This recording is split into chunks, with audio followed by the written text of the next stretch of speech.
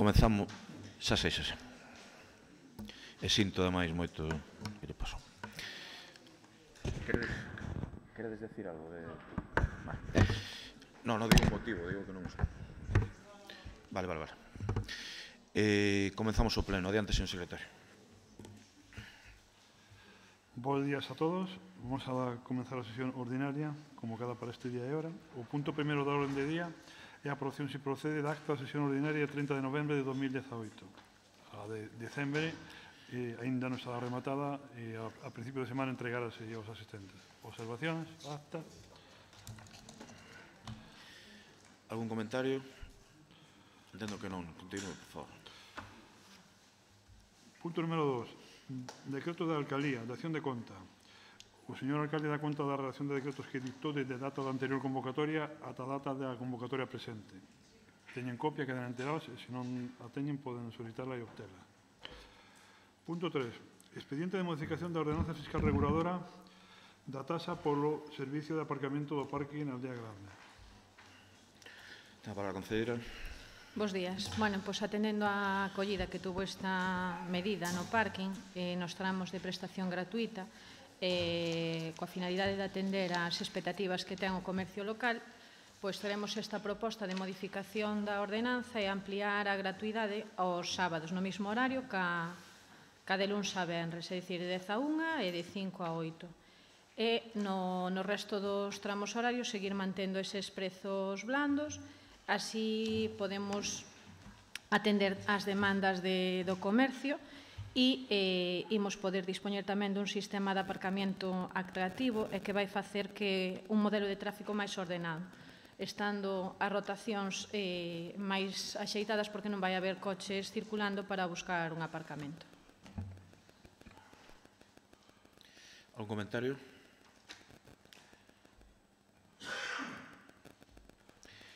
Perdón, algún comentario? Entendo que non. A ver, díganme se ou non.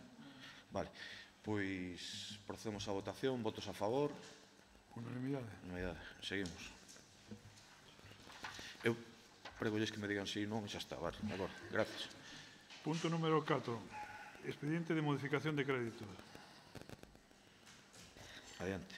Pois trátase de dotar crédito ás correspondentes aplicacións orçamentarias por un importe de 44.784,02 que irán divididas e destinadas á construción da pérgola na pista do Colexio Xesús Golmar por un importe de 39.883,52, o estudio xeotécnico para a reurbanización da Rúa Marijo Gautiérrez, das Rúas Memorias do Neno Labrego e da Montefaro por un importe de 2.783 e a Dirección de Obra e a Coordinación de Seguridade e Saúde para a reposición do pavimento dos xogos do Parque da Xuventude por un importe de 2.117,50. Comentarios? Adiante. Bos días. A verdade é que as explicacións por parte do Goberno son realmente curiosas. Limítanse a ler o que pon aquí a proposta, que poñen 39.000 euros 883 para a construción da pérgola infantil, 287 e 217, e esa é a explicación que se nos dá por parte da Concellería encargada de Facenda. Home, eso, en teoría, pode estar ben, pero non ten moito sentido que non se dé unha explicación de por que isto ocurre. Que pasa? Que o estudio xeotécnico das rúas non se sabía acaso que facía falta, porque nós estamos vendo un problema. Estamos vendo que firmamos con vostedes un acordo para facer unha serie de obras e vostedes só collen do acordo que firmamos o que lles parece mellor. O que lles parece mellor. Collen as pistas porque lle parece mellor e nós estuvemos vendo as actas da Xunta de Goberno e dos alcantarillados non sabemos absolutamente nada, ni moito nin pouco. Os alcantarillados foron propostos exclusivamente pola oposición e aí non hai ningún expediente ao largo do ano pasado que diga que é o que se vai facer con eles. E máis, nós un mes despois, desde que terminou o ano, que tiña que estar aprobado o expediente de contratación, un mes despois non sabemos nada. Nin se van facer, nin se non, nin porque non foron a Xunta de Goberno, nin porque non. Simplemente temos conocemento de que as 3 rúas que se había falado delas, pois que faltaba unha serie de estudios, como é o caso do xeotécnico, que vexo que vai aquí, e algunha cousa máis. Que pasa? Que cando firmamos o acordo, vostedes non saben que para facer un proxecto hai que ter un xeotécnico feito, digo eu. E se o saben, por que non o meteron? É que a sensación que dá é que vostedes traballan a salto de mata, póñense a facer unha cousa e sobre a marcha vanse enterando do que fai falta. E iso non é serio. Un goberno ten, polo menos, suficientes técnicos. E se non os ten na casa, tenos na Diputación, que para iso están os técnicos do Centro Provincial de Asesoramento Municipal, ou se non, contrátanse fora para saber o que ten que facer. É dicir, se eu quero chegar a un obxectivo político que é cambiar unha cousa dun lado para outra, debo preguntar se eu non o sei, que é o que fai falta. E cando teña todo o que fai falta, pois ocurrirá que non pasan os imprevistos que están ocurrindo aquí. Nós vemos que de todos os remanentes que pactamos aquí, faránse probablemente as pistas, porque as rúas, como lle faltan cousas como o estudio xeotécnico, etc., non se van poder facer, e o dos alcantarillados nin nos dixeron nada, ni moito nin pouco. A data doxe non temos nada, e, polo tanto, será importante que nos expliquen por que non se aprobaron eses expedientes que faltan. E tamén, o outro día na Comisión Informativa, nas comisións informativas, eu preguntei si con esta modificación o que habíamos pedido por parte do Partido Popular do Xesús Golmar se facía todo, e se me dixo que sí. Por lo tanto, quero pensar, e queda claro neste pleno, que na Comisión Informativa, e supoño que agora no pleno se ratificará, que con esta modificación de crédito, que imos votar a favor, se fai o 100% do que se pideu. A pérgola do infantil, a pérgola da entrada principal e malo patio coberto.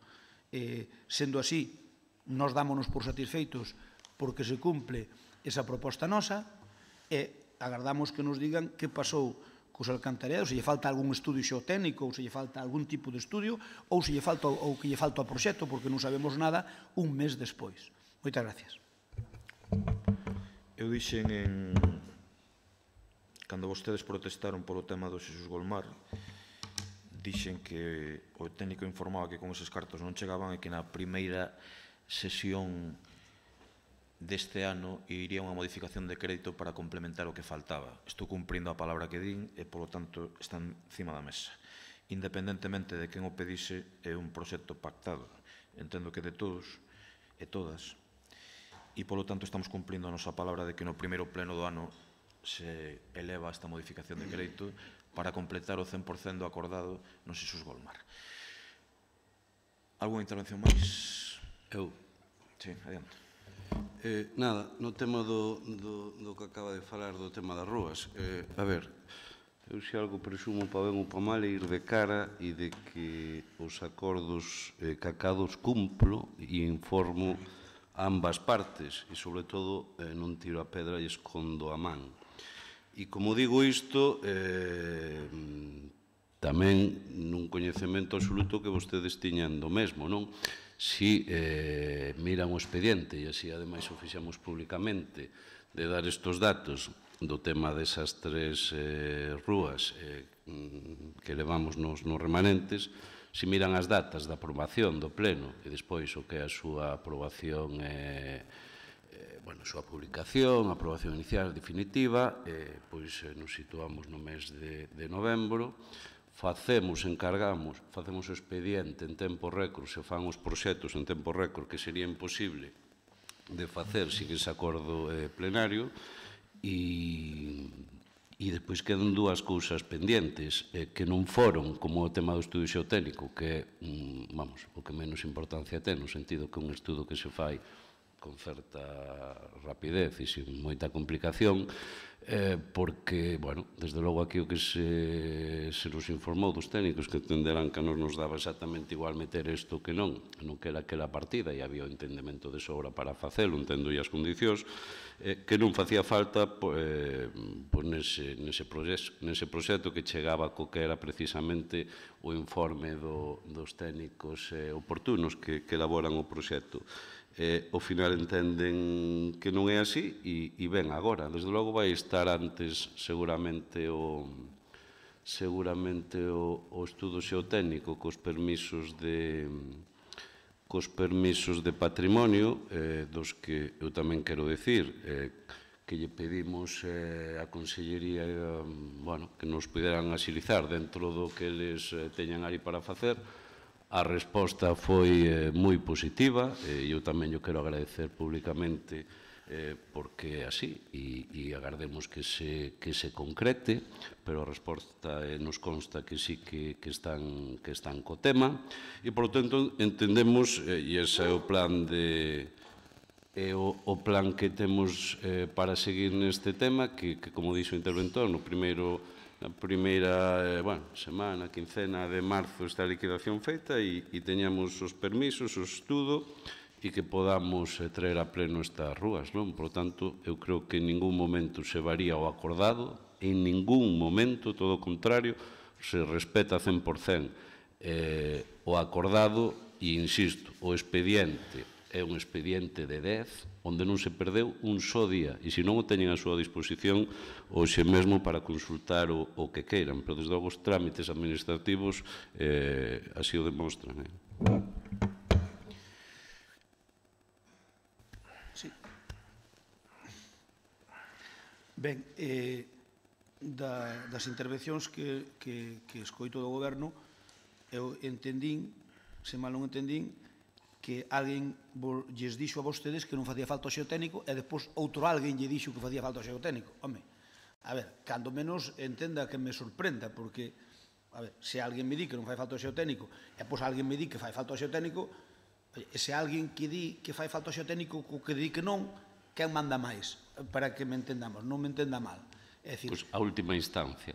A última instancia é que manda máis, ou sea, que fai falta o xeotécnico. Bueno, pois entón, eu creo que o que lle dixo que non facía falta o xeotécnico debía lle dar un tirón de orellas. E con respecto aos sumidoiros, que pasou? Porque a ver se nos enteramos neste pleno que pasou co proxecto sumidoiros, porque foi unha petición íntegramente nosa. Contesto eu, se quere, están en marcha o técnico Pepe Varela, como vostede sabe, estivo días fora e está con eso e consideramos que tamén cando está a liquidación que se poderá ter todo en marcha. Isto que nos... Pero por que di como vostede sabe? Eu penso que... Vale, perdón, retiro eso. Ahora eu sei das vacacións ou se estaba enfermo do funcionario. Non, hombre, porque estou convencido que por alcaldes de barrio sabe que estivemos, por exemplo, en Botos, mirando os terreos, onde poñer a depuradora, se iba por a baixo. Eu non pregunto, eu pregunto. Ese proxecto vai se facer ou non?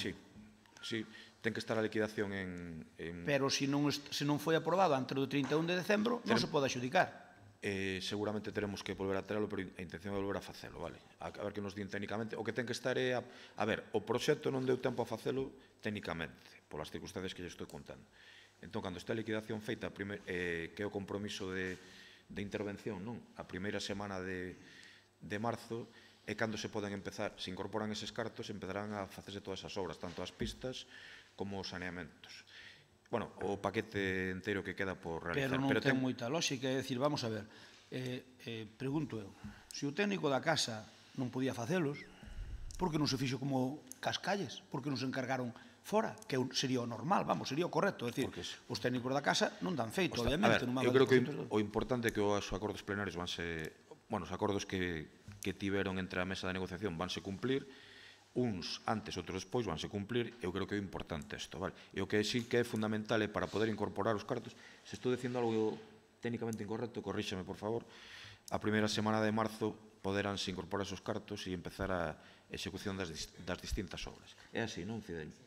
Perfecto. Sí, pero eu o que non entendo é porque os proxectos da rúa se lle encargan a xente de fora para que os poida facer en tempo e forma e porque dos alcantariados non se lle encarga a xente de fora se non poden facer da casa. Por exemplo, os das pistas non se encargaron fora, estiveronse facendo aquí por No, medio dos técnicos. pero das pistas viñeron tempo e forma. Pero se o mismo que facía das pistas non lle daba tempo de facer os alcantariados, que era normal, encargalos fora. Eu que lle garantizo que antes de que remate este mandato estará todo en marcha. Sí, pero, mire, vostede o que me garantiza é unha cousa, que vamos sempre a destempo, a última hora, a último minuto, e cando faltan 5 segundos traeno vostedes a pleno por urgencia. É o que fan, co cal, o procedimento ese fixeran vostedes o que leve ese encargo, o que leva o encargo dos alcantariados, que fixera como o señor Vilariño, que os encargara fora.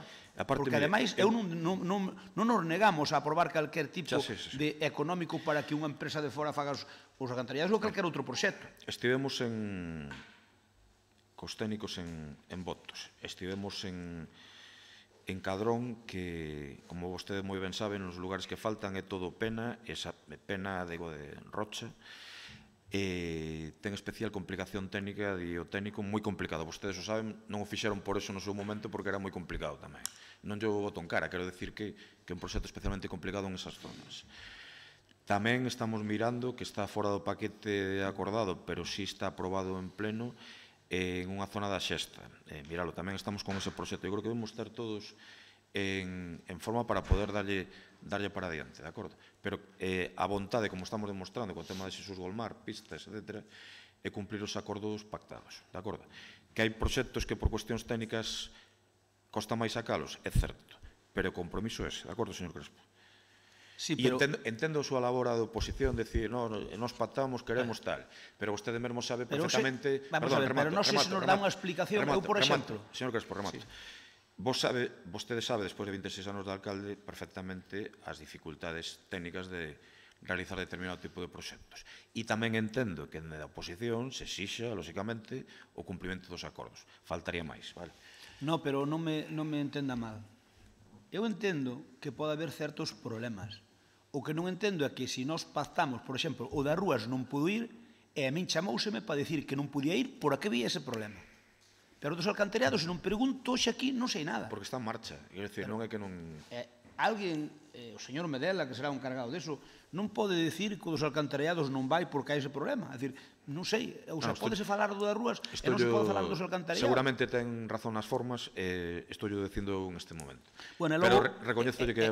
E logo, por último, dicirlles que, mire, nos xa dixen entrada que imos votar este expediente a favor. Pero, mire, cando nos pactamos con vostedes facer un proxecto, nos votamos a favor dese proxecto. Pero do proxecto de facer eso, pero o proxecto teñen que facer vostedes, porque vexo que na resposta que nos dan hoxe na rúa, Medal Abascal din que nos aprobamos o proxecto. Oiga, nós non aprobamos o proxecto, nos pactamos con vostedes facer ese proxecto, pero que non teñen que facer vostedes, que son vostedes que son o goberno. A min, nós naquele momento pedimos unha serie de cousas como pedimos ahora. Imagínese, nos pedimos, por exemplo, ahora facer os alcantarillados de 3 parroquias, vale? Pero vostedes, se mañá, cando se faga o alcantariado, hai un problema do alcantariado, non pode decir, non pode argumentar que nós pactamos con vostedes o alcantariado. Pactamos fazer o alcantariado, pero o mecanismo levan vostedes que son un executivo. Por certo, non queiran botar valor fora. Un matiz que non citei o de Corpiño, tamén se estivo ali traballando in situ no tema do alcantariado do Corpiño, de acordo? Digo, porque olvidei-me de citalo antes. Non, pero digo... Non, xa entendí. Que nós, cando pactamos facer unhas obras, pero vostedes un executivo son que nas teñen que facer. E, por tanto, as tripas son de vostedes, porque son responsables, non nós. Sí, adiante. A ver,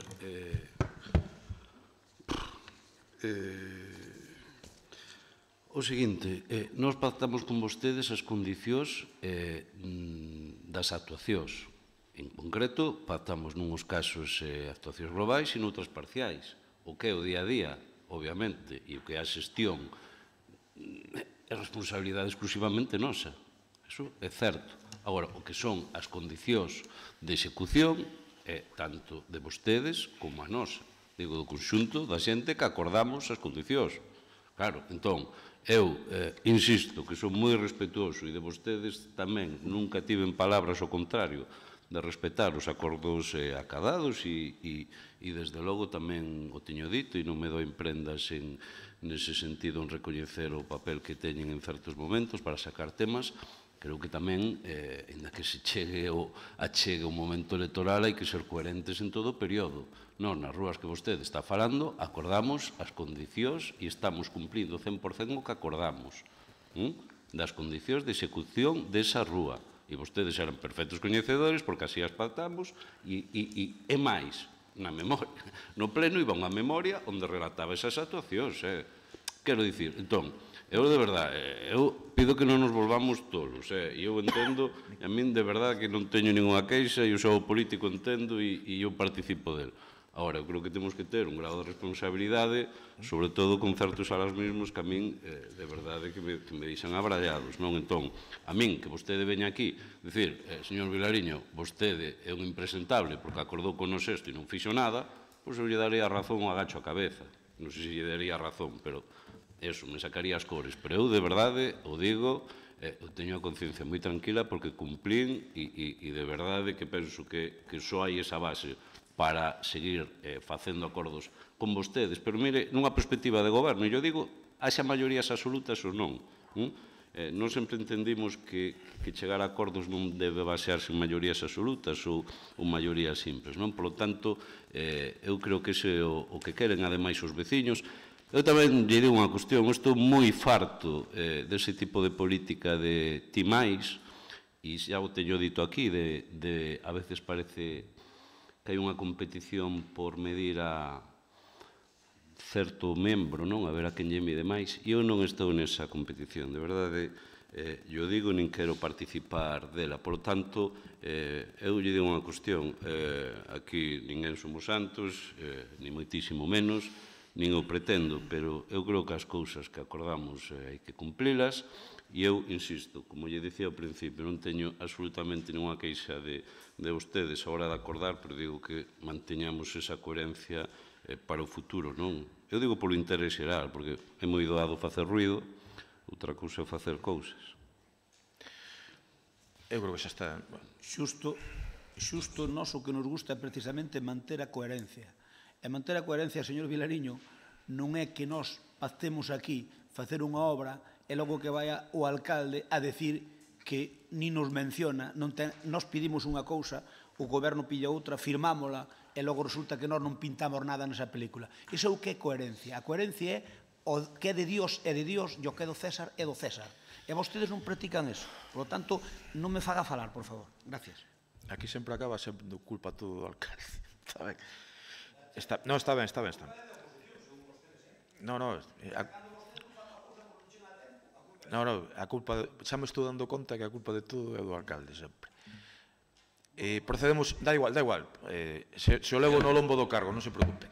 Eu de verdade que practico a coherencia, asumo as miñas culpas sempre, que a teño, digo, por as súas palabras, e eu desde logo non estou nesa casuística que usted menciona. Bueno,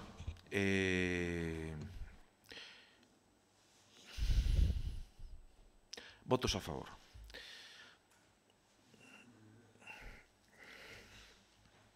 Seguinte punto. Punto número 5. Expediente de recoñecimiento extrajudicial de créditos número 2/2019.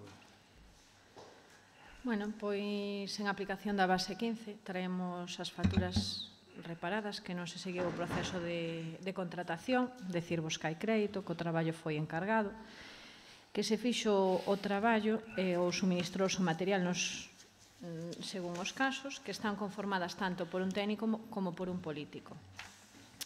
Estamos a adoptar medidas para que isto non se repita. Si ben é certo que as facturas que veñen son basicamente de farmacia, ainda falando ca técnica, decíame que ela non vía un xeito de facer ese contrato, que nin siquiera a Seguridade Social, que é a que máis dá gastos ás farmacias, nin siquiera eleva o contrato, entón que ela que non lle vía a forma. E polo tema dos peles sí que se fixo o proceso de contratación, hai que volverlo a sacar novamente. Sabedes que no último momento non se presentou a documentación, entonces non se aplicou ese contrato.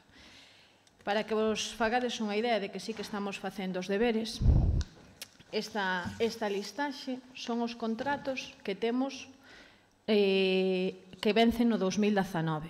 É dicir, son contratos que xa se viñaron facendo desde o 2016, 2017, 2018 e son contratos que van vencer agora, neste ano. É dicir, que algún estuveron prórroga e van a vencer. Pero tamén temos os novos contratos que a momento actual temos pendientes. É dicir, aí están as tablas para que vexades que un concello como o de Lalín ten moitos contratos para sacar e é inevitable ter todo contratado. Por iso vos...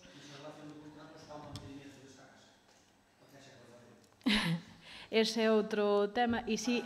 o desta casa está xa en marcha, é dicir, o da calefacción, vai a un contrato menor inda para un ingeniero industrial, creo que para que nos diga exactamente cal é a IVA, se ven de fabricación ou foi por uso, é dicir, que sí que xa vense traballando en isto desde fai tempo. Aquí, sobre todo... Sí, non houve contrato en sí de mantenimento polo que me dixeron. Teresa, digo que hai que recoñecer que os que padecemos o tema do frío, que é certo, é os que estamos aquí todo o día. Isto é... Pero... A verdade é que sí, os traballadores, e hai que recoñecelo. Sigue. Entonces, bueno, pues como vos ben vos digo, é dicir, sí que se están poñendo os medios, sí que estamos intentando cada día sacar contratos, decir que o Departamento de Contratación funciona moi ben, o que pase ca carga de contratos que hai e moita. Entonces, por iso van a seguir vindo facturas en este sentido. José Antonio. Ben, bos días a todos. Agradecerlle, señora concelleira, pois que despois de 8 ou 9 meses que vemos que están chegando de forma reiterada a todos os plenos estes expedientes, pois agradecerlle que por primeira vez, despois de tanto tempo, de forma reiterada, de ver reparos suspensivos en este pleno, pois polo menos nos dé unha pequena explicación. Explicación que a quen non ten que convencer vostede a oposición, porque nós, como dixemos xa en argumentacións anteriores, nós non temos nada que ver con este tipo de procedimentos que son vostedes que nos fan. Vostede a quen ten que convencer é as empresas cas que contrata, que son as que con este tipo de reparos e con expedientes nos que, lendo textualmente o que pon pleno tras pleno o señor interventor, donde se omiten requisitos ou trámites esenciais na contratación, vostedes abocan as empresas as que contratan e as que lle fan os servicios a acabar en un proceso judicial co Concello. Única e exclusivamente pois porque vostedes pois non sacan os pregos e non fan as contratacións pois como os servicios de intervención lle marcan. Encontraron no pleno pois unha vía de escape que creo que nos lle demostramos máis de unha vez que entendíamos hasta un certo punto. Seguimos dicindo o mismo. Hoxe vemos que traen un suministro de peles cando un dos primeiros reparos que chegou foi hai 8 meses e seguíamos co mismo. Daquela deronnos unha explicación, hoxe volvenos dar outra, pero o tempo vai pasando e vemos que todo sigue igual. É dicir, o problema fundamental, xa lle digo, non somos nós, non é a oposición deste pleno a quen vostedes lle teñen que aclarar a situación, senón as empresas, a situación ás que están levando. E, sobre todo, era algo que deberían ter arreglado. Nós, como dixemos, a estas alturas e despois de tanto tempo, vendo que de forma reiterada siguen chegando facturas e que os pregos e os procedimentos vostedes non nos sacan, nos vamos a votar en contra. Nada, decir solo dúas cousas, é dicir, nós sí que estamos poñendo todos os medios para que estas facturas cada vez sexan menos. Din explicacións desde o minuto cero e decirche que non estamos abocando as empresas a un proceso xudicial. Co seu voto en contra, que nas están abocando son vostedes, porque en todo momento lle estamos dicindo e lle dixeron desde os técnicos desta casa que se está cumplindo. É dicir, e reiteramos que é imposible nun concello con as dimensións que ten la LIN a nivel de contratación que todo este contratado. E vostedes que estuveron no goberno sábeno perfectamente. Se ven a listaxe de contratos que hai a momento actual, dista anos luz da que tiñan vostedes. Mire, eu, se mo permite, é dicir, calquera argumentación vostede pode facela. Ora, o que non pode dicir públicamente é que isto é culpa da oposición. Mire, se vostedes gobernasen cunha maioría, poderían chegar a esta situación, porque vostedes son quen empezan o procedimento e quen o acaban. Pero sen gobernar en maioría e necesitando o apoio dun pleno, non diga agora que a oposición é quen aboca as empresas a non poder cobrar. É dicir, as empresas contratan as vostedes son os que contratan as empresas fanlle o seu traballo. E agora querlle explicar vostede que a culpa é da oposición. Non, mire, é dicir, eso usted pode dicilo, pero sabe que non é así. É dicir, esta oposición creo que foi co seu goberno moi transigente en este tema, desde o principio. É dicir, desde o principio que vostedes nos chegaron con esta situación, creo que a oposición mostrou que tiña claro de que a nosa labor era non colapsar nin perxudicar a ninguén. E cando falamos de ninguén, falamos da xestión do día a día, que non sabemos o que é, pero vostedes teñen que darse conta de que non poden decir que é culpa da oposición nin que antes se facía. Mire, antes se facía era porque quen executaba o procedimento empezaba e acababa, pero vostedes parece que non o poden acabar, entonces tomen as medidas. É dicir, que xustificación lle dá vostede a unha empresa se 9 meses despois siguen contratando peles sin ter un prego de contratación? É culpa nosa. Pero é que non se trata de culpables, é dicir, os procesos de contratación están en marcha. Vostede foi a que dixo que se as empresas van a un procedimento xudicial para poder cobrar o que vostedes contratan, é culpa da oposición, dixo vostede. Si ustedes votan en contra. Nós votamos en contra da súa xestión.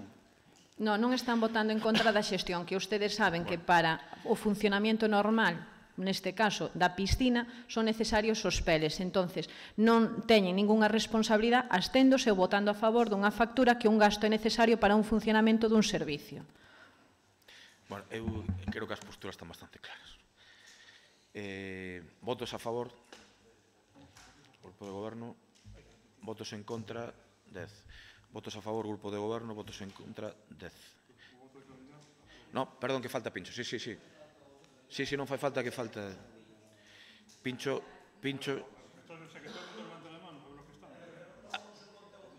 A ver, perdón.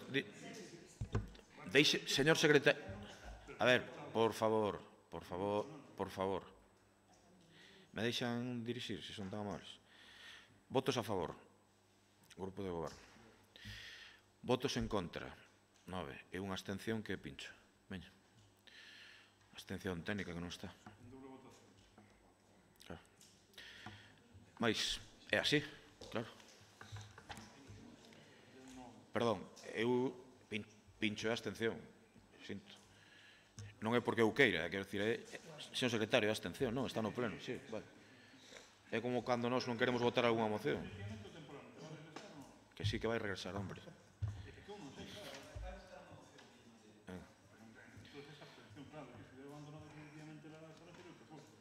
Seguinte punto, por favor.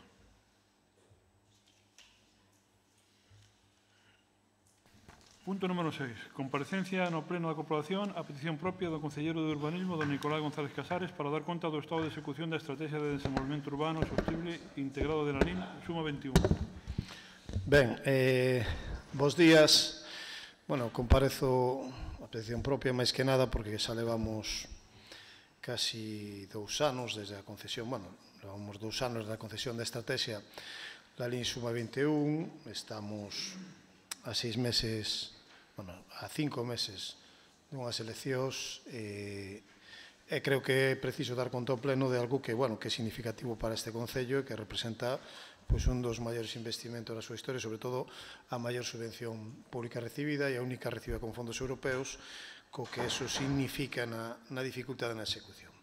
Lembrar que a Estrategia da LIN Suma 21 foi presentada en decembro de 2015, foi nos aprobada en outubro de 2016, aí se nos requeriu en decembro un manual, fixemos ese manual, o manual foi presentado, paralelamente levamos os orzamentos do Concello, todo o financiamento do DUSI, foi moi importante no ano 2017 levar todo o que vai financiar o DUSI, todos os seus anos de duración, porque así garantimos a execución. Estea quen estea, goberno, oposición, eses fondos xa se van ir incorporando automáticamente ano tras ano.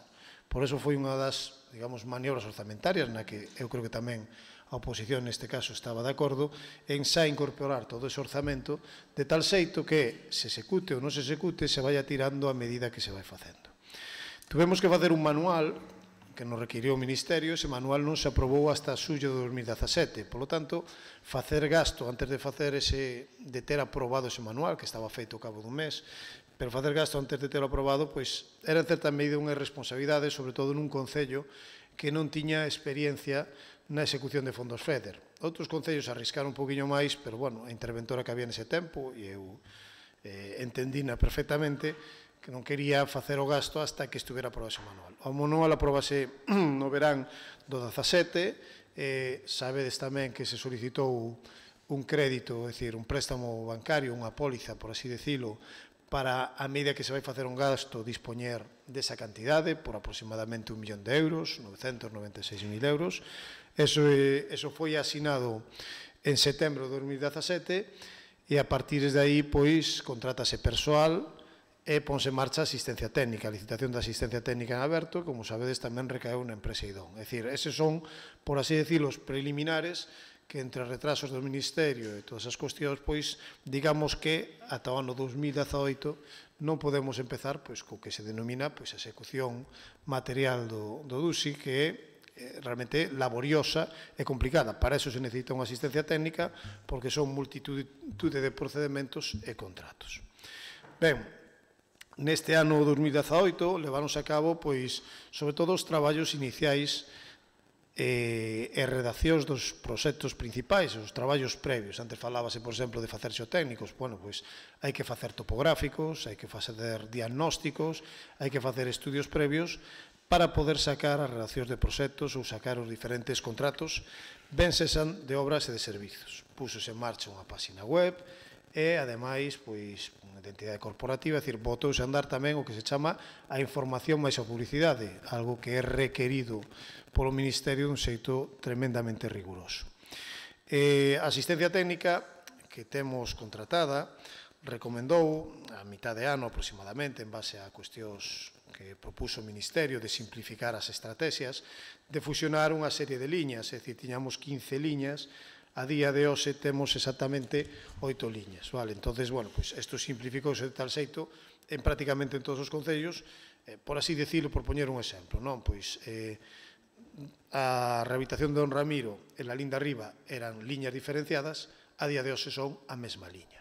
Outro exemplo, Smart City, Administración Electrónica, Goberno Aberto, todo eso eran diferentes liñas, ahora fusionouse nunha mesma liña que se chama Smart City e Administración Electrónica. Vale, decir, simplificamos, non variamos nin un ápice as cantidades son as mesmas, pero sí que é certo que si, por exemplo, dun lado sobra, nunha licitación sobra, é máis fácil transferilo a outra. É dicir, se licitando en la Linda Riba sobran cartos, poderíase transferir a Don Ramiro ou viceversa. Ben, en base a eso, pois este goberno e este concello, como outros concellos de España, tiñan un límite mínimo de execución de adxudicación da estrategia que era de un 10%. É dicir, a 31 de decembro de 2018 tiña que estar adxudicados o 10% do total da estrategia, que son 6.250.000 euros, e tiñan que estar adxudicados 625.000. Bueno, este goberno, nesta estrategia particularmente, superouse bastante ben ese límite, chegamos hasta o 15%, que son aproximadamente o que temos adxudicado, cos gastos de personal incluídos, alrededor de 960.000 euros, cos gastos de personal incluídos, advirto. Perspectivas. Aquí sí que me gustaría detallar e facer unha liña por liña para que, se teño que dar conta ao pleno, para que tamén quede registrado en acta por si alguén lle fixera falta tomar nota desta situación. Solo simplemente decir que neste primeiro trimestre do ano 2019, a parte da formalización de contratos que está vendo cada día, logo detallarei, vamos sacar a licitación fundamentalmente 4 contratos, inda que poden ir no mismo en diferentes lotes. Un é de servicios, que é o Servicio Concilia Lalín, para o cal, ademais da licitación, teremos que facer unha ordenanza que será entregada previamente para que poidan revisala. E, ademais, sacaremos a licitación pública a finalización das vivendas do Manuel Rivero, a obra, o proxecto se está realizado. Unha das pasarelas verdes que están xa co proxecto redactado, que é a de o Rodo. Estaban tamén Sasán e Goiás no mesmo paquete de proxecto, pero Sasán ten unha mámoa no camiño, hai que pedir permiso ao patrimonio, e a de Goiás, a Bailás, a conexión de Bailás, pois tamén ten que informarse por Fomento. Por lo tanto, esas van salir un pouco en diferido esperando por esas autorizacións sectoriais que xa están pedidas e xa están en camiño. E, ademais, imos sacar tamén, evidentemente, a licitación das obras de la Lín de Arriba. Agora mesmo estamos contratando a redacción do proxecto arqueolóxico, que é algo preceptivo que nos pediu Patrimonio, e en canto estea sacarase a licitación. Ben, vou facer un repaso. Disculpa, Pincho, que paro un segundo. Vou facer un repaso, entonces, liña por liña das liñas actuais e refundidas. Administración electrónica e Smart City. Actualmente, vou pola administración electrónica. Bueno, o que fixemos aquí, o gasto que fixemos foi pouco, foi referido sobre todo ás tarxetas de identificación do persoal que traballa no Concello, algo prioritario, non as claves de cada un. Por que fixemos pouco a administración electrónica? Porque de un xeito sobrevido, é dicir, cando presentamos a estrategia, o Concello non tiña un servizo de administración electrónica, agora o ten, polo tanto, hai que reformar as prioridades.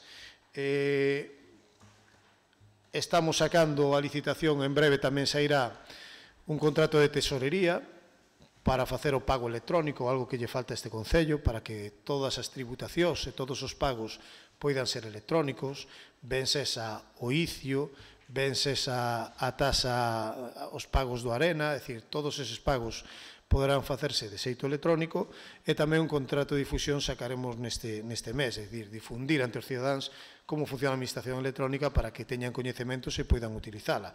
Cada día se utiliza máis, pero é necesario perseverar. Na Smart City fixemos en primeiro lugar o contrato de emerxencias, é dicir, da aplicación de emerxencia, que hoxe en día leva, desde que se puso en funcionamento hai escasamente 2 meses, pois xa teñen recollido máis de 70 emerxencias e aproximadamente 45 delas xa están resoltas, polo tanto, funciona axeitadamente e eu animo a utilizala. E, desde logo, sacamos a licitación do contrato da Smart City, da que resultou adxudicataria a empresa Vodafone, onde imos poñer, pois, como xa saben, unha plataforma de cidade, algo fundamental para a posta en marcha dunha Smart City, 7 puntos wifi gratuitos en locais públicos, cartelería digital cos seus wifis abertos en cada cartelería digital e, ademais, pois, cuestións de seguridade informática, o control dos nosos parkings, vale? O parking da Plaza Europa e o parking do Campo da Feira terán un sistema de control que permita saber a xestión que se fai das plazas, e esperemos que ese sea o lanzamento tremendamente importante para modernizar la LIN. Sobre todo, a plataforma vai ser a clave para o desenvolvemento de aplicacións futuras de sensorización, de calidade do aire, de consumo de auga, de calidade da auga. Todo se vai poder monitorizar a través desa plataforma coa debida aplicación da sensorización e dos verticales correspondentes. O control do riego, o control das luminarias, incluso o control dos contenedores do lixo. Igual hai cousas que non veremos con esta estrategia, pero sí se van poder implementar gracias á existencia desta plataforma. Por outro lado, temos a parte que é de peatonización de la LIN e cinto verde. Esa liña, como saben, xa está en redacción o proxecto de execución de Joaquín Loriga Principal, están redactando, a empresa Promove de la LIN, e cando estén redactado, pois aplicaránse as sectorias, é dicir, as sectorias necesarias, e eu creo que é unha licitación que pode estar en marcha entre licitación e obra no segundo semestre deste ano. O cinto verde, acabamos de asinar o contrato con un estudio de arquitectos para a redacción do proxecto. Esta é unha redacción máis simple porque había un estudio previo que avanzara moito, e só ten que ter o informe preceptivo de Augas de Galicia, e creo que tamén un deses contratos en que, canto a Augas de Galicia, pois, informe poderá licitarse tamén no segundo semestre deste ano. A execución ve só máis complicada, pois Augas de Galicia ten os seus tempos, vale? Patrimonio un poquinho máis rápido que Augas de Galicia. Logo, noutro campo de eficiencia enerxética, tamén, como saben, estamos sacando nestes días, xa se adxudicou o contrato, outra empresa da LIN, que é Solarel, para a instalación de luminarias e control enerxético de LED en la LIN, no Manuel Anxo Cortizo, e cando se instalen, posteriormente iniciaremos unha auditoría que hai que facer, que obriga a estrategia, facer auditoría neste caso dos centros deportivos onde vamos a instalar sistemas de mellora, e o seguinte contrato en eficiencia enerxética será, xa supoño que no segundo semestre do ano, a mellora enerxética da envolvente térmica do Arena, sobre todo na zona da piscina. A piscina do Arena, pois, os cristais, a toda a súa envolvente, por aí pérdese calor, e fixemos un pequeno estudio con dron, e pérdese calor, e, polo tanto, creemos que se pode mellorar moito o rendemento enerxético do Arena si se mellora esa envolvente térmica, tanto no teito como nos laterais. As seguintes contratos, as seguintes liñas, sería de rehabilitación de áreas periurbanas históricas, como son Don Ramiro e la Linda Riva. Moitos destes proxectos que se teñen en marcha son de execución complexa.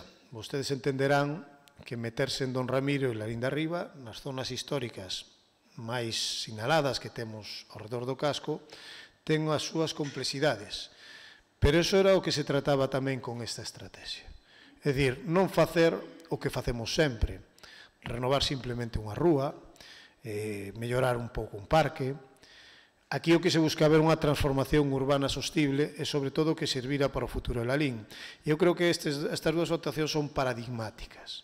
É dicir, en la Linda Riva, mosteiro século XI, onde naceu Lalín, rehabilitalo que é a entrada dos peregrinos, que por aí pasa o camiño de inverno, deixar un estado aceitado, renovar todos os servicios, e que eso dé a cara de Lalín a cada un dos peregrinos que entras, é un polo de atracción, pois era un reto.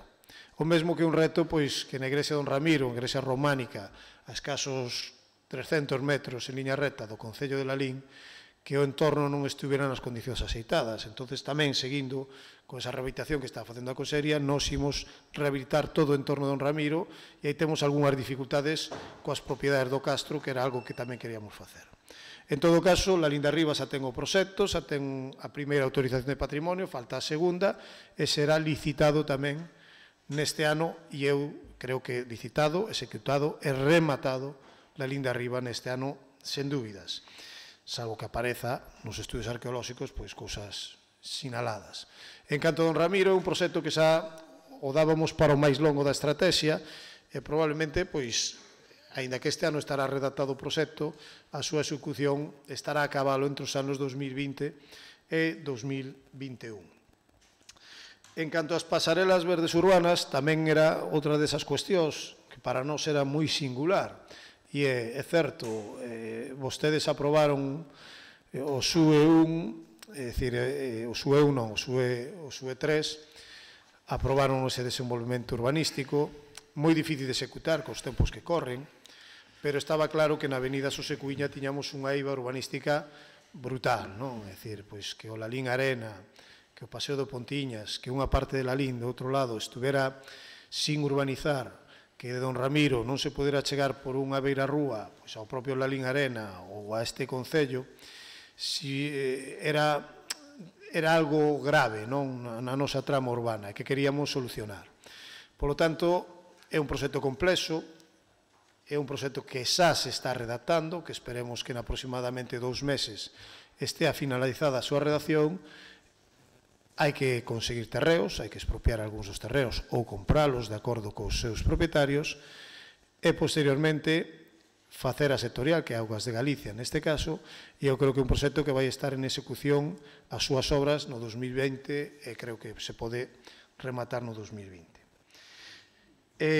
Aquí tamén entrarían as pasarelas verdes urbanas que, como dicen, primeiramente imos facer Sasán, que será licitada agora, logo se irán Goiás, perdón, Sasán non, se irá ao Rodo, que está licitado, un proxecto de 150.000 euros para a mellora do Rodo e a transición tamén para a xente que vive en García Sánchez, que ten moitas dificultades de seguridade, que pide continuamente que se lle mellore, e teñen razón. Entón decidimos sensibilizarnos con esa xente que facía esta demanda, e fixemos tamén un proceso de participación con eles na redacción do proxecto para que quedara pois o máis a gusto deles posible, así foi. E vai se licitar, e logo vendrán, como xa dicen, Sasán e Goiás, e posteriormente, se sobran cartos destas licitacións, acometeremos outras, porque tamén é certo que temos moitas zonas, tipo Feás, na zona da Trigueiriza, onde non temos beirarrúas, nin temos unha urbanización con iluminación suficiente para dar a calidade de vida que merecen eses veciños e que tamén están entroncados no noso casco urbano. E, finalmente, estaría a parte da lei social que inclúe o Manuel Rivero, que neste caso podo anunciar que trataremos de traer ao próximo pleno a ordenanza reguladora de adxudicación das vivendas sociais, onde adxudicaremos 5 vivendas sociais para réximen de aluguer blando e, ademais, unha vivenda social para situacións de emerxencia social. Empezarase a demoler o Manuel Rivero, como xa saben, o día 25 de febreiro, despois da Feira do Cocido.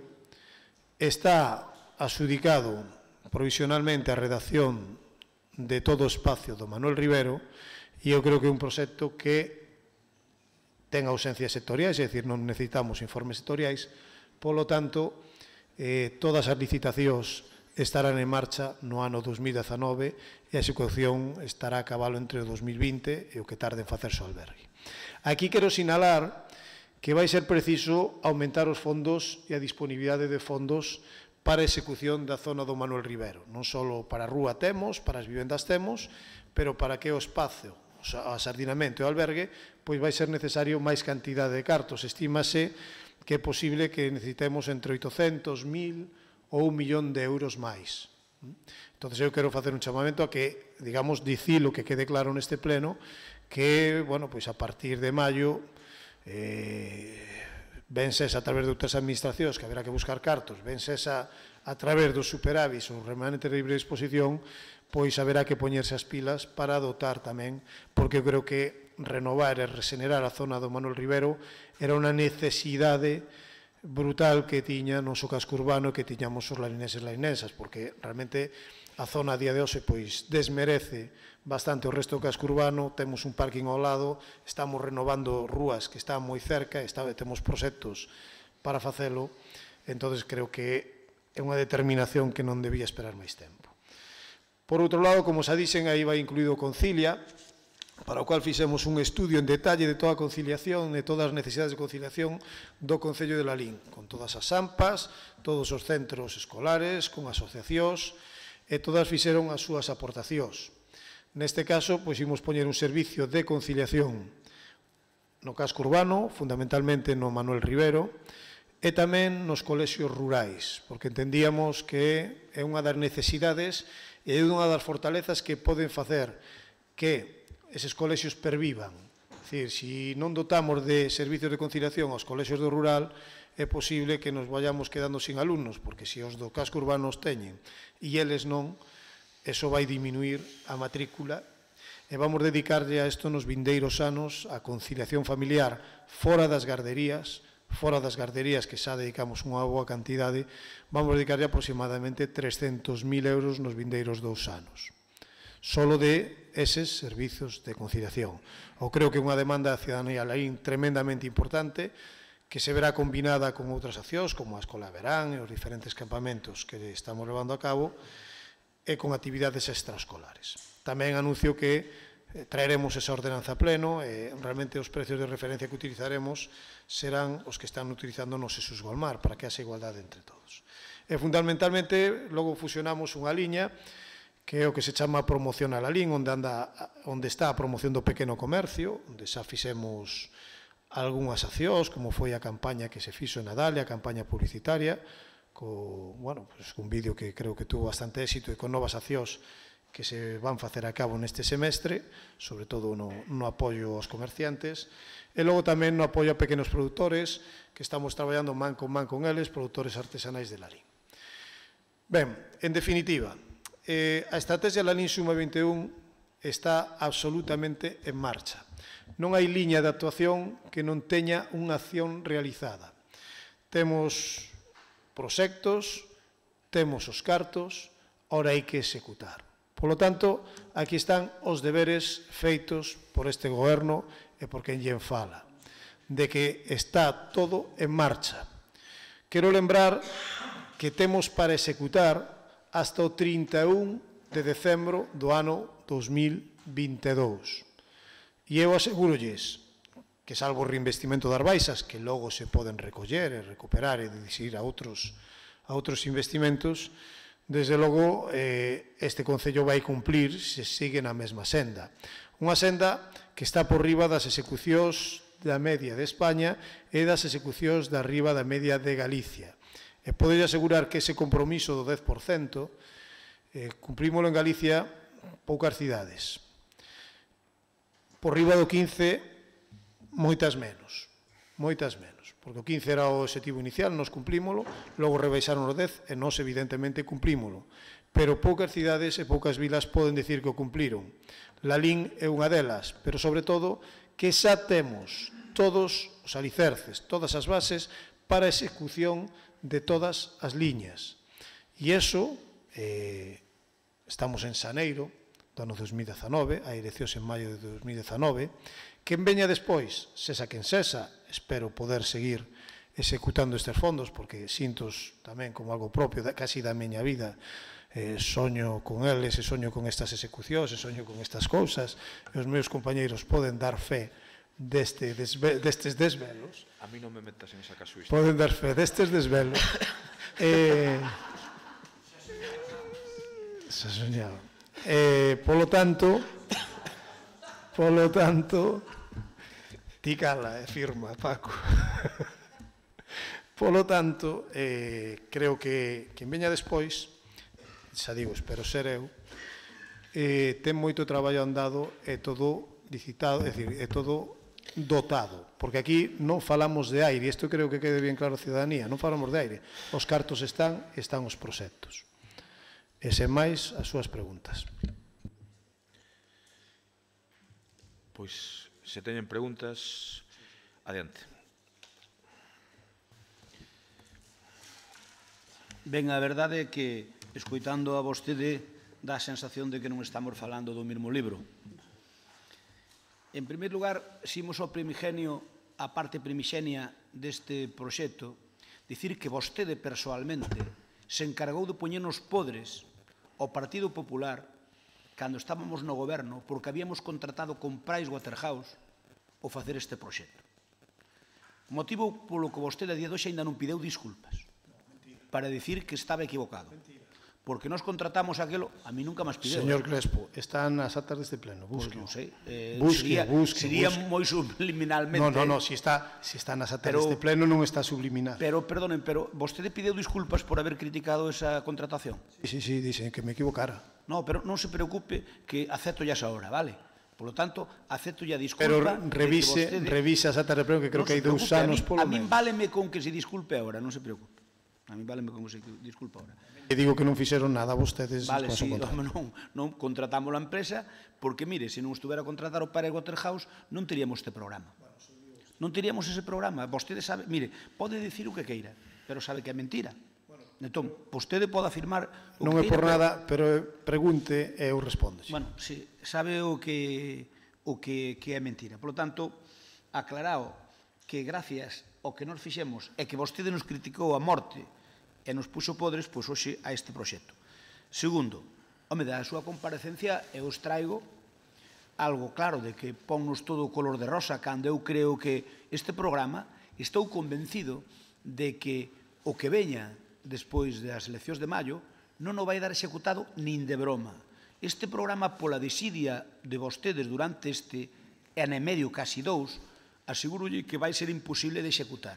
Vostede debería sabelo, pero sigue insistindo desde non. E eu respeto. Perdón, Perdón, eu se estou intervindo, deixenme intervir. Terei un turno de 5 minutos, ou 10, ou non sei canto. Señor Crespo, vostede mellor que a min sabe o que é unha comparecencia. Sí, claro, pero eu teño que facer unha introducción para facer as miñas preguntas. Vale, veña.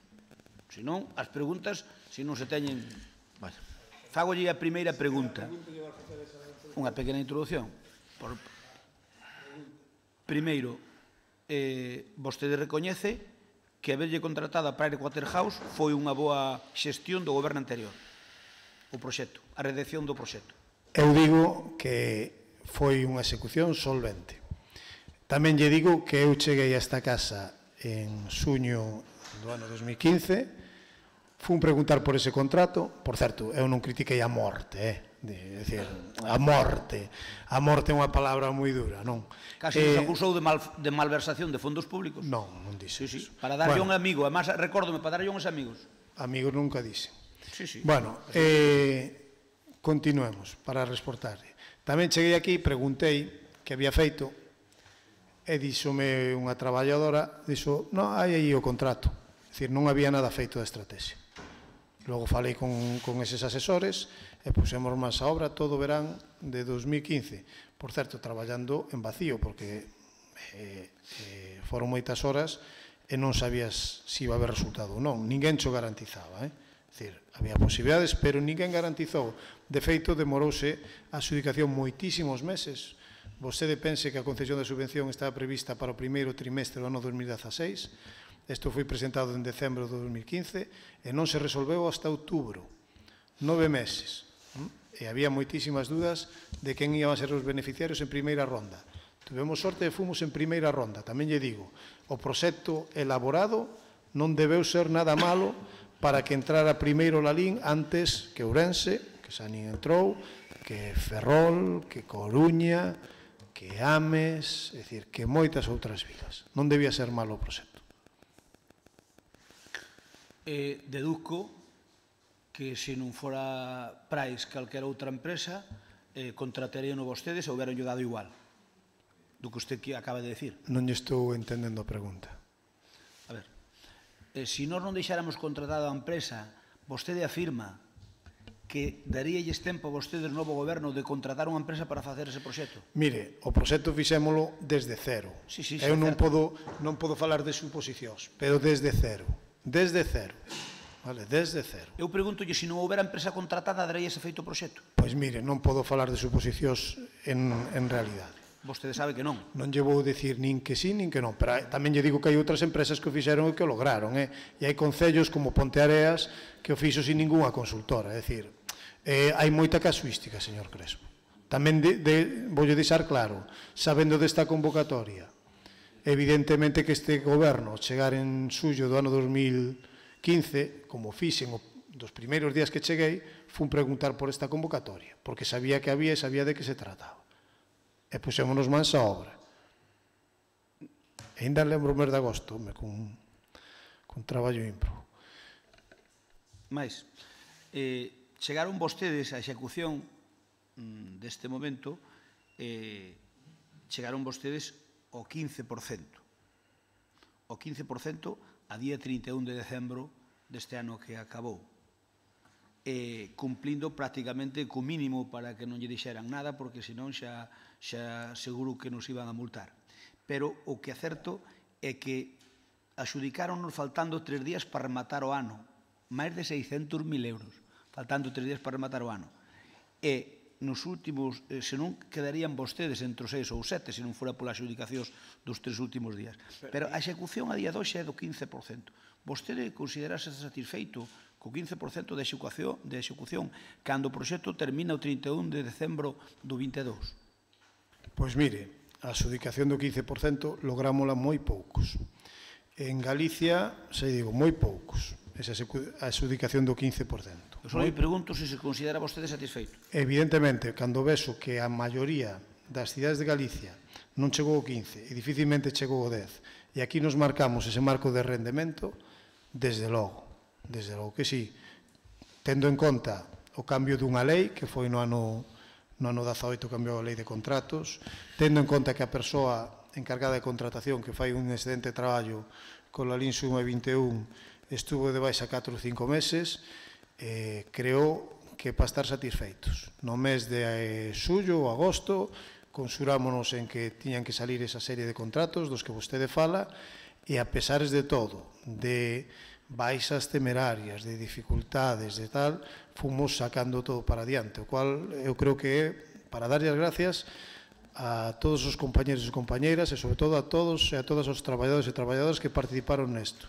desde o primeiro ao último, porque son moitísimos da casa os que tiveron que poñer da súa mão informes, Secretario, intervención, contratación, urbanismo, emprego, en todas as áreas houve xente traballando para isto.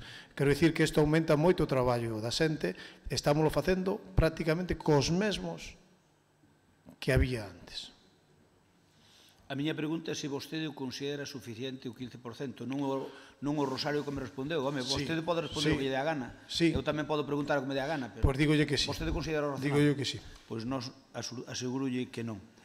Mire, afirmou vostede facendo un repaso de certas cousas que van todas moito máis lentas do que debían ir. O pago electrónico, que é un tema interesante. Vostede non mencionou de pactar nin arreglar nada co oral. Sabe que a parte máis importante de tasas e impostos as está facendo a Diputación, e se vostede fai aquí unha plataforma para facer pagos ao Concello, podría pagar o ICIO e pouco máis, ou ICIO e pouco máis, cando o importante é que un veciño de Lalín poida pagar o IBI, poida pagar calquer tipo de imposto ou taxa municipal a poidera pagar. Entón, pregunto eu, se o van facer daqui, non van a solaparse co que está facendo ahora mesmo oral? Ben, pois explícolle. Na Tesorería Municipal necesitaban un programa para a xestión da propia Tesorería Municipal e un programa que permita que moitos dos pagos, hai pagos que son municipais, únicamente municipais que non van por oral. Vostede sabe que hai moitos que non van por oral. Entonces, incluso pagamentos que se fan con domiciliacións bancarias que o cidadán podería facelo a través dunha pasarela de pago. Non se vai solapar co oral e, desde logo, é necesario. Así, é dicir, é unha necesidade non a creo eu, nin a decido eu. Neste caso, a necesidade partiu da Tesourería Municipal que decidiron, e creo que con bo criterio, que era necesario un programa que dera servizo aos cidadáns, pero tamén permitira unha mellor xestión da Tesourería. Eu, nesta cuestión técnica, se quere remito a Tesoreira ou a Conselleira de Facenda, pero eu a explicación que teño, vale? En todo caso, os datos técnicos, o plego técnico, está aí. Quero dicir que neste contrato que se está preparando é a primeira vez no Concello de Lalín que se usa unha ferramenta da que dispón a lei, a nova lei, que é unha consulta ao mercado. É dicir, fíxose por primeira vez, como non sabíamos que prezo poñerlle, non había un técnico nesta casa que dixera que precio se podía poñer, fixemos unha consulta ao mercado.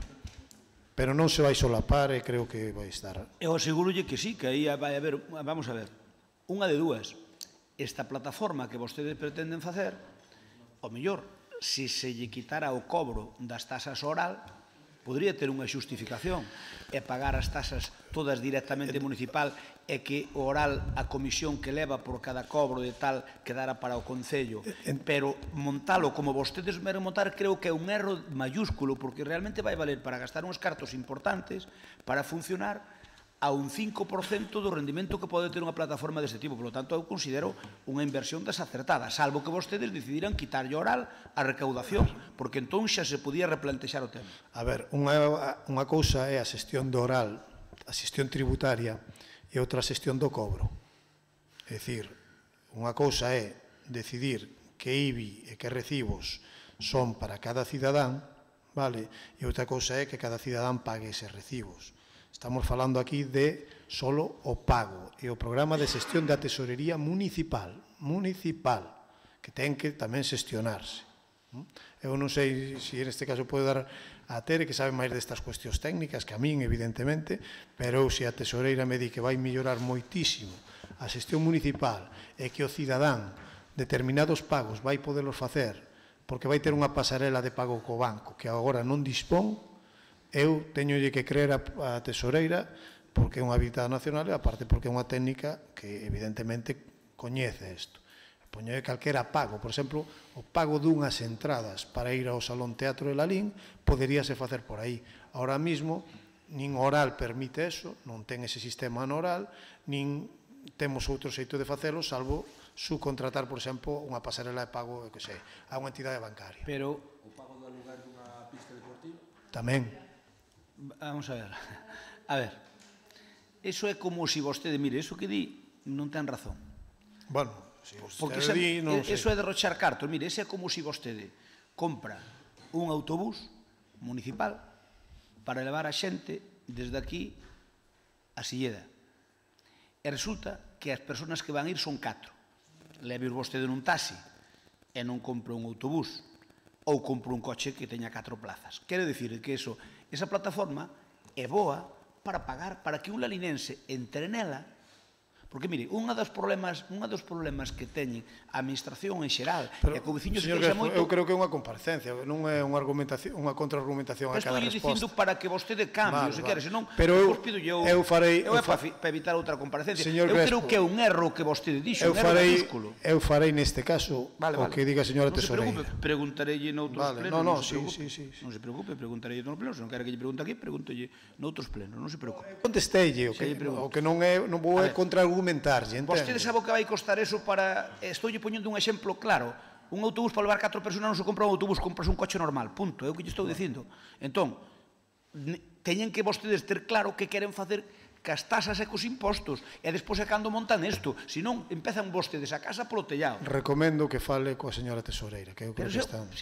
Pero non teño que falar ca Tesoreira, porque, mire, eu podo entender que vostede queira gastar os cartos o mellor posible, pero polo menos faga as cousas ben, poña ben os cementos, porque para facer isto, o primeiro que ten que negociar é co Oral, porque o Oral, unha de dúas, vamos a ver, o Oral tamén ten que modernizarse, porque montouse e funcionou moi ben uns anos, pero agora tamén chegou a hora de modernizarse.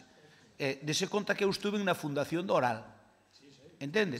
O Oral ou cobra todo ou non cobra nada. Ten que cobrar, o Oral ten, os concellos que lle temos delegada a competencia oral, teñen que poñerse as pilas para cobrar todo desde aí, para cobrar todo e facer as contas co concello, ou senón facer o concello e deixar Oral. Por lo tanto, eu creo que Oral é unha magnífica ferramenta, pero creo que isto que vostede propón aquí debería facer Oral, delegando o concello ese cobro do ICIO, etc., no Oral. Primeiro porque a vía executiva, cando alguén non paga, vostede mencionou o ICIO que non está delegado, non? É dos poucos que non está delegado. E cando hai o ICIO, se alguén non paga o ICIO, vostede para cobrar por vía executiva... O ICIO non ten vía executiva, señor Crespo. Se non se paga non hai licencia. Perdóneme, pero vostede ten vía executiva cando a persona que paga o ICIO despois lle reclama. E ten que devolverlo. Pero non ten vía executiva para o pago. O Concello non ten fórmula de cobrar como ten o Oral ahora mesmo. Por lo tanto, o Oral necesita unha reformulación para coller precisamente eso e que os concellos non gastemos cartos todos no mesmo. Senón, volvese a gastar cartos todos no mesmo, señor Nicolás. Ou don Nicolás, perdone. Mire, fagolle outra pregunta. Das 32 adxudicacións que según temos contado nos aquí, levan feita neste programa, só 7 foron por procedimento aberto. Non lle parece que iso vai un pouquinho contra a transparencia? Ben, esperaba esta pregunta. Todas as contratacións, vostede ten un Excel que eu lle pasei, verdade? Onde se pon, entre paréntesis, nalgúnas dos contratos menores, PCSP. É dicir, son contratos menores que se poñen na plataforma de contratos do sector público. O sea, que quen queira pode optar a ese contrato menor. É dicir, está aberto a todo o mundo. E algúns outros fixéronse todos con 5 orzamentos, normalmente orzamentos locais. Pero se nos vamos ás cantidades, porque é normal, e vostede entende perfectamente, que nos inicios dun proxecto os prolegómenos ou as primeiras decisións haxa que tomalas en base a diagnósticos ou proxectos. Contratar unha páxina web, facer un pliego para 2.000 e pico euros non ten moito sentido. O mismo é que temos que facer topográficos. Asegúrolle que a partir de agora, como xa está vendo, que as últimas licitacións foron todas en aberto, porque son cantidades máis grandes. Pero se vamos ao total da estrategia, direi o seguinte: máis do 74% do total da execución, máis do 74% do total da execución está en licitacións en aberto. A veces non só hai que mirar o número de contratos, sino que hai que mirar a cantidade deles. E, desde logo, que, xa lle digo, cada vez avanzaremos máis e chegaremos ao 80 ou 90% de contratos en aberto. Por qué? Porque cando salga unha obra de 180 serán aberto, cando salga unha obra de 200 serán aberto, e calquera licitación de proxecto está xa salindo a día de hoxe en aberto. Evidentemente, topográficos ou cousas pequenas, seguirmoslas facendo en pechado, ou por así decirlo, en en contratos menores, pero sempre coa debida difusión e publicidade. Xa lle digo, aquí para os contratos pónse na plataforma de contratos do sector público. Calquera persoa pode entrar e optar, bueno, calquera persoa que teña solvencia, é dicir, se poñemos un proxecto de arquitectura, como que ninguén pode entrar na plataforma de contratos? Eso non foi, hasta agora non foi, Está na plataforma de contratos do sector público, a maioría deles, señor Crespo. Pero mire, na página web do Suma Lalín 21, nesa página web ten unha pestaña onde pode ver todos os expedientes de contratación de todos os contratos de Lalín, do Lalín Suma 21, de todos. Están todos a disposición de todo o mundo. Por lo tanto, ali son perfectamente transparentes, pode velo ali. E xa digo, plataforma de contratos do sector público, e senón 5 orzamentos, 5. E no expediente tamén consta o correo que se lle mandan nos 5 posibles que reciben orzamento e co correo oculto do resto, así que cada un non debe saber a quen lle toca. Aquí hai moitas cousas que rascan. Mire, eu equivocome se afirmo que das 32 adxudicacións que levan feitas para este programa, só 7 foron por procedimento aberto e o resto foron a criterio político, ben como contrato menor ou ben como adxudicación directa. Máis de 210.000 euros adxudicáronse por contratos menores ou directamente. Equivócome. Equivócase nunha das súas aseveracións cando di que son de adxudicación directa. Eso non é adxudicación directa. Contrato menor debidamente procedimentado e se ademais ten publicidade, porque está na plataforma de contratos do sector público, evidentemente non é un contrato directo. Eso non é un contrato directo. Non é un contrato directo, señor Crespo. Non é un contrato menor ou que? Non é un contrato directo. Vostede dixo directo. É menor, non directo. Eu sumei contratos menores e directos, Vale, pero o que digolle que directos, creo que en todo o que hai 3. O contrato menor ten unha variante dun criterio político en parte ou non. Sí, en parte sí. Quen escolle a quen se lle pide? Sí, en parte sí. Bueno, por logo, pois entón... Pero tamén lle digo que máis... Eu, se nunha cousa que para facer un contrato menor non invito a empresa de pinchos e a que a ten a tal, sei que non vai poder licitar. Bueno, pero voulle dicir unha cousa. Por exemplo, en relación de proxectos en contratos menores, fixemos unha reunión para toda a xente de Lalín e dixémoslle van salir na plataforma de contratos do público, fixémoslle con unha previsión de contratación, algo que tamén requira a nova lei que se debe facer cada ano.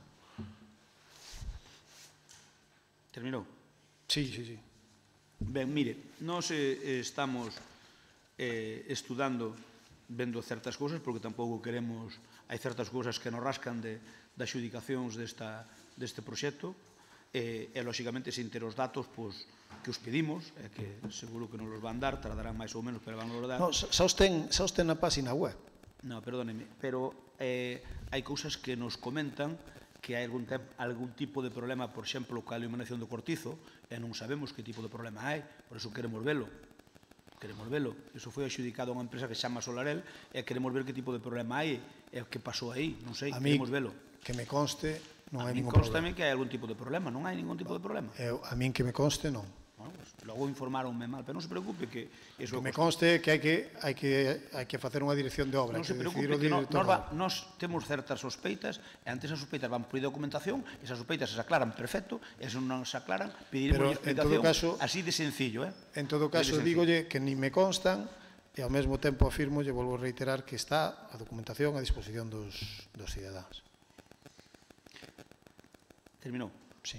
Ben, mire, hai algunhas destes contratos que se fixeron. Lembro que o señor Casares falaba en varias ocasións cando a Diputación tiña un proxecto que se chamaba de Podeza, que vostedes criticaron con ansia desmedida. Vendían que só as empresas de fora, que iban para empresas de fora de Lalín. Era un proxecto provincial, primeiro, non era municipal, era provincial.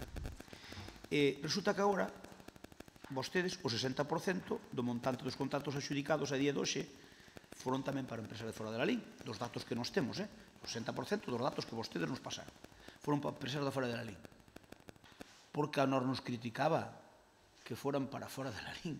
Cando sai un procedimento aberto, vostede sabe que o que o gana, gano, e o que non o gana, non o gana. Vostede tamén se retracta daquelas acusacións? Home, mire, comparar isto comparar estas Era a Diputación, non o Concello. Sí. Pero comparar eso, cando casi todos os contratos menores iban para fora de la LIN, é que aquí, se vostede ve, os contratos menores normalmente a quen se invita é a xente de la LIN. E hai moita xente de la LIN traballando, sobre todo en redacción de proxectos, en topográficos, estas cousas, moita xente traballando. En aberto unha Smart City, que é a licitación e a adjudicación máis grande, se alguén de la LIN tuvera solvencia para un Smart City, podería concursar. É certo, son 220.000 euros. Eu non sei se vostede coñece algunha empresa de la LIN que poida ter unha plataforma Smart. Se coñece, ben. Pero en Depodeza, moitos dos contratos menores, a maioría dos contratos menores, ou negociados sen publicidade, eran para empresas de fora de la LIN. Vostede é consciente de que Depodeza era un programa da Diputación, non do Concello de la LIN? Son consciente, pero vostede me di unha aseveración e digo outras. Pero vostede criticábanos eso, e agora fai vostede exactamente igual. Non, porque... Bueno, fai no moito peor, perdone. Revise este de Depodeza que sei que o ten, igual que o teño eu. Hai cousas que nos rascan e por eso queremos ver Vale, está a súa disposición. Mire, acabase de adjudicar un contrato a unha empresa, que non vou dicir o nome, por 69.000 euros e pico, para a redacción do proxecto de acondicionamento do entorno do Manuel Rivero Vello. Sabe vostede que o proxecto de execución e obra de Liñares costou menos que iso? E quéreme dicir que redactar un proxecto para o entorno do Manuel Rivero Vello e tal, que iso hai que sacalo a licitación polo precio que vostedes sacaron e adxudicalo en 70.000 euros. Ben. Ten algunha explicación a eso? Non lle parece exagerado cando menos? Non se preocupe que aí vamos chegar ao fondo, porque eu vou non analizar.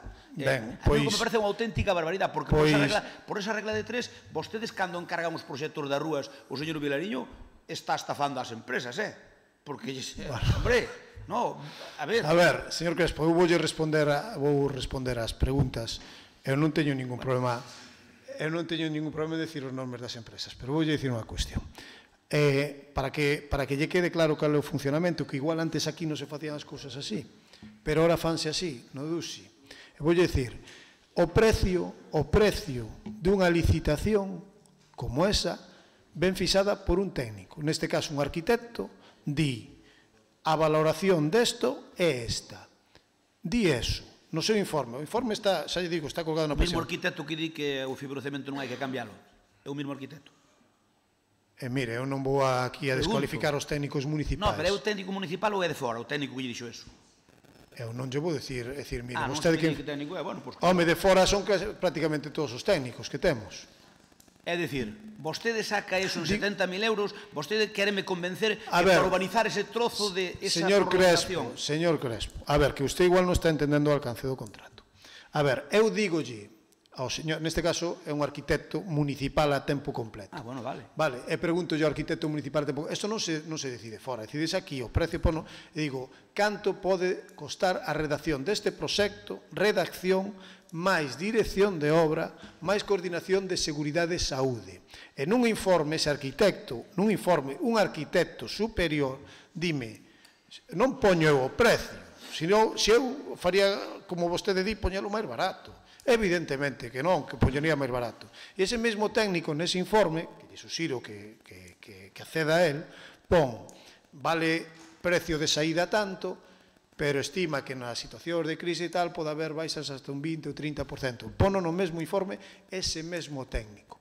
Para sacar a licitación pública un contrato así, hai que fixarlle un precio previamente por eses técnicos. É o que se colle logo para esa licitación. Evidentemente, logo existen baixas e cuestións técnicas nas que eu nin debo meterme. A min, evidentemente, tamén me parecía bastante. Por certo, vostede me di a redacción de Liñares, pero non incluía a dirección de obra. Estuve mirando a redacción de Liñares, foi un procedimento negociado sen publicidade de 60.000 euros. Vale, negociado sen publicidade. Sabe por qué? Porque había que facelo para que o Ministerio nos dera subvención, porque o Ministerio levábanos un puteo tremendo, que despois hai que dicir que nos dou a subvención, e se non o metíamos, non podíamos optar a ela. Bueno, pero entonces Liñares, entre redacción de proxecto máis dirección de obra, foi bastante máis, quero lle dicir. Sí, pero o proxecto de execución, eu dixen o proxecto de execución. Claro, pero vostede, pero deu un dato sesgado, e eu quero aclararlo aquí. E foi un procedimento negociado sen publicidade. Mire, canto se vai executar canto se vai executar, que inversión se vai executar con ese proxecto? Que inversións? Aproximadamente, polo que din, estiman os técnicos, que o estima aí, 2,2 millóns de euros. Vale, o sea, que para executar 2,2 millóns de euros, resulta que vostedes fan un proxecto para executar 2,2 millóns de euros e pagan 70.000 euros por ese proxecto. Non polo proxecto, señor Crespo, inclúe a dirección de obra posterior. É dicir, proxecto e dirección de obra pagan eso, non? máis coordinación de seguridade e saúde. Vale, se chama dirección facultativa. Vale, para ese trociño de rúa. Non é a rúa, a ver, señor Crespo, é unha rúa enteira renovala cos seus servicios, enteira. Cal rúa enteira?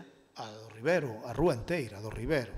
Vale, a rúa enteira... É unha prolongación da Pintor Laxeiro, Además chamas así. Non, é un oblicuo da Pintor Laxeiro, rúa Manuel Rivera. Ali que canto mide aquilo? 150 metros? Medirá 200 metros. Ben, ademais deso, hai que facer un asardinamento e un albergue de peregrinos con 3 plantas que vale, é dicir, a min pode parecer caro ou barato, pero eu non fixo os precios, desde logo. E desde logo, quen os fixou foi o mercado, porque a licitación foi en aberto. Foi en aberto. Noutro caso, que vostede me estaba reclamando, falando de Liñares, pois non sei nin quen fixou o precio, o descoñezo, pero sei que arquitecto, por procedimento negociado, levou o proxecto. Sí, claro. Vale. Claro, por suposto que non había outra fórmula. Pero mira unha cousa, vostede diceme Como que non había outra para fixar o precio, para chegar en tempo, non. Aseguro eu que non. Mire, para fixar o precio, vostede diceme que lle consultou...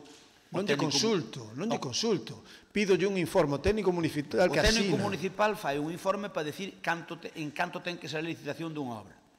Cando vostedes encargan un proxecto calquera outro das rúas, esas que se van facer ou tal, tamén o técnico municipal, o mismo técnico, fai un informe dicindo por canto se debe sacar a licitación. Pois mire, que eu lembre, na maioría das veces, si en o DUSI, desde logo, o 100% deles teñen unha valoración previa dun técnico. Incluso si é menor, para se fijarlle na plataforma de contratos ou na tal, decir, o precio máximo eche este. Vale, poñenles o precio máximo, pero fai non para todo.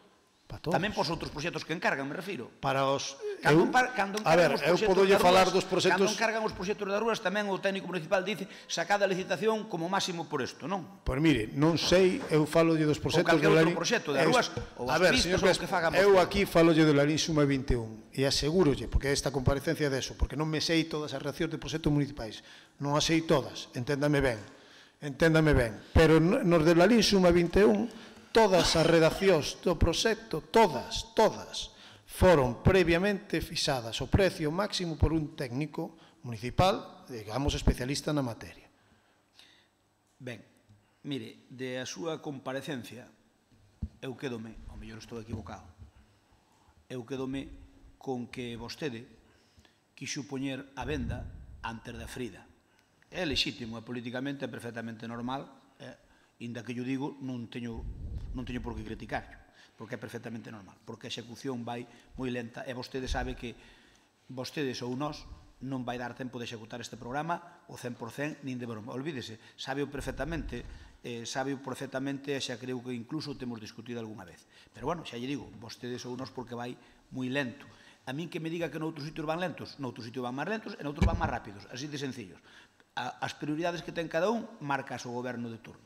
Eu só lle digo que este programa, que ten unha dotación económica moi importante, se vostedes gobernan a partir de maio farano, e se nos toca gobernar a outros, asegurolle que ímos cambiar bastantes cousas que se poidan cambiar legalmente. Asegurolle que as nosas prioridades non van ser esas, nin de bromas tendo como temos o aforro enerxético neste Concello e vendo como, por exemplo, está facendo a estrada, que iso sí que era un aforro para o futuro, para as xeracións que veñen detrás. Moitas gracias pola comparecencia e pediremoslle explicacións das cousas que, pola miña parte me refiro, gracias pola comparecencia pola miña parte, pediremoslle explicacións desas cousas que lle digo que nos rascan e que ao mellor podemos estar equivocados, vale? En todo caso, non sei se pasemos o manual, ten aquí o cronograma de execución, revisado, aprobado polo Ministerio e asegurolle que estea quen estea. Home, se van cambiar todo, igual algún se lle dá por cambiarlo todo, non? Pero asegurolle, aparte poden ser tirar cartos, porque os proxectos están redactados, eu non creo que ninguén tire... Pódense cambiar moitas cousas, vostedes saben. Tire proxectos á basura, algunhas, un pouquiñas, sabe vostede tamén o que digo. Pero asegurolle que isto vai se executar perfectamente, con tempo de sobra. Este Concello va con tempo de sobra, incluso para recoller baixas e decidir novas liñas. Xa lle digo. Juan. Moi optimista o vexo. Desde o noso grupo de traballo estamos de acordo en que algunha que outra noite estar desvelado. Deso dan fe moitos lalinenses. Punta, señor Cruz. Eu non sabía, nós non sabíamos que era polo plan concellos ou pola xucación do EDUSI.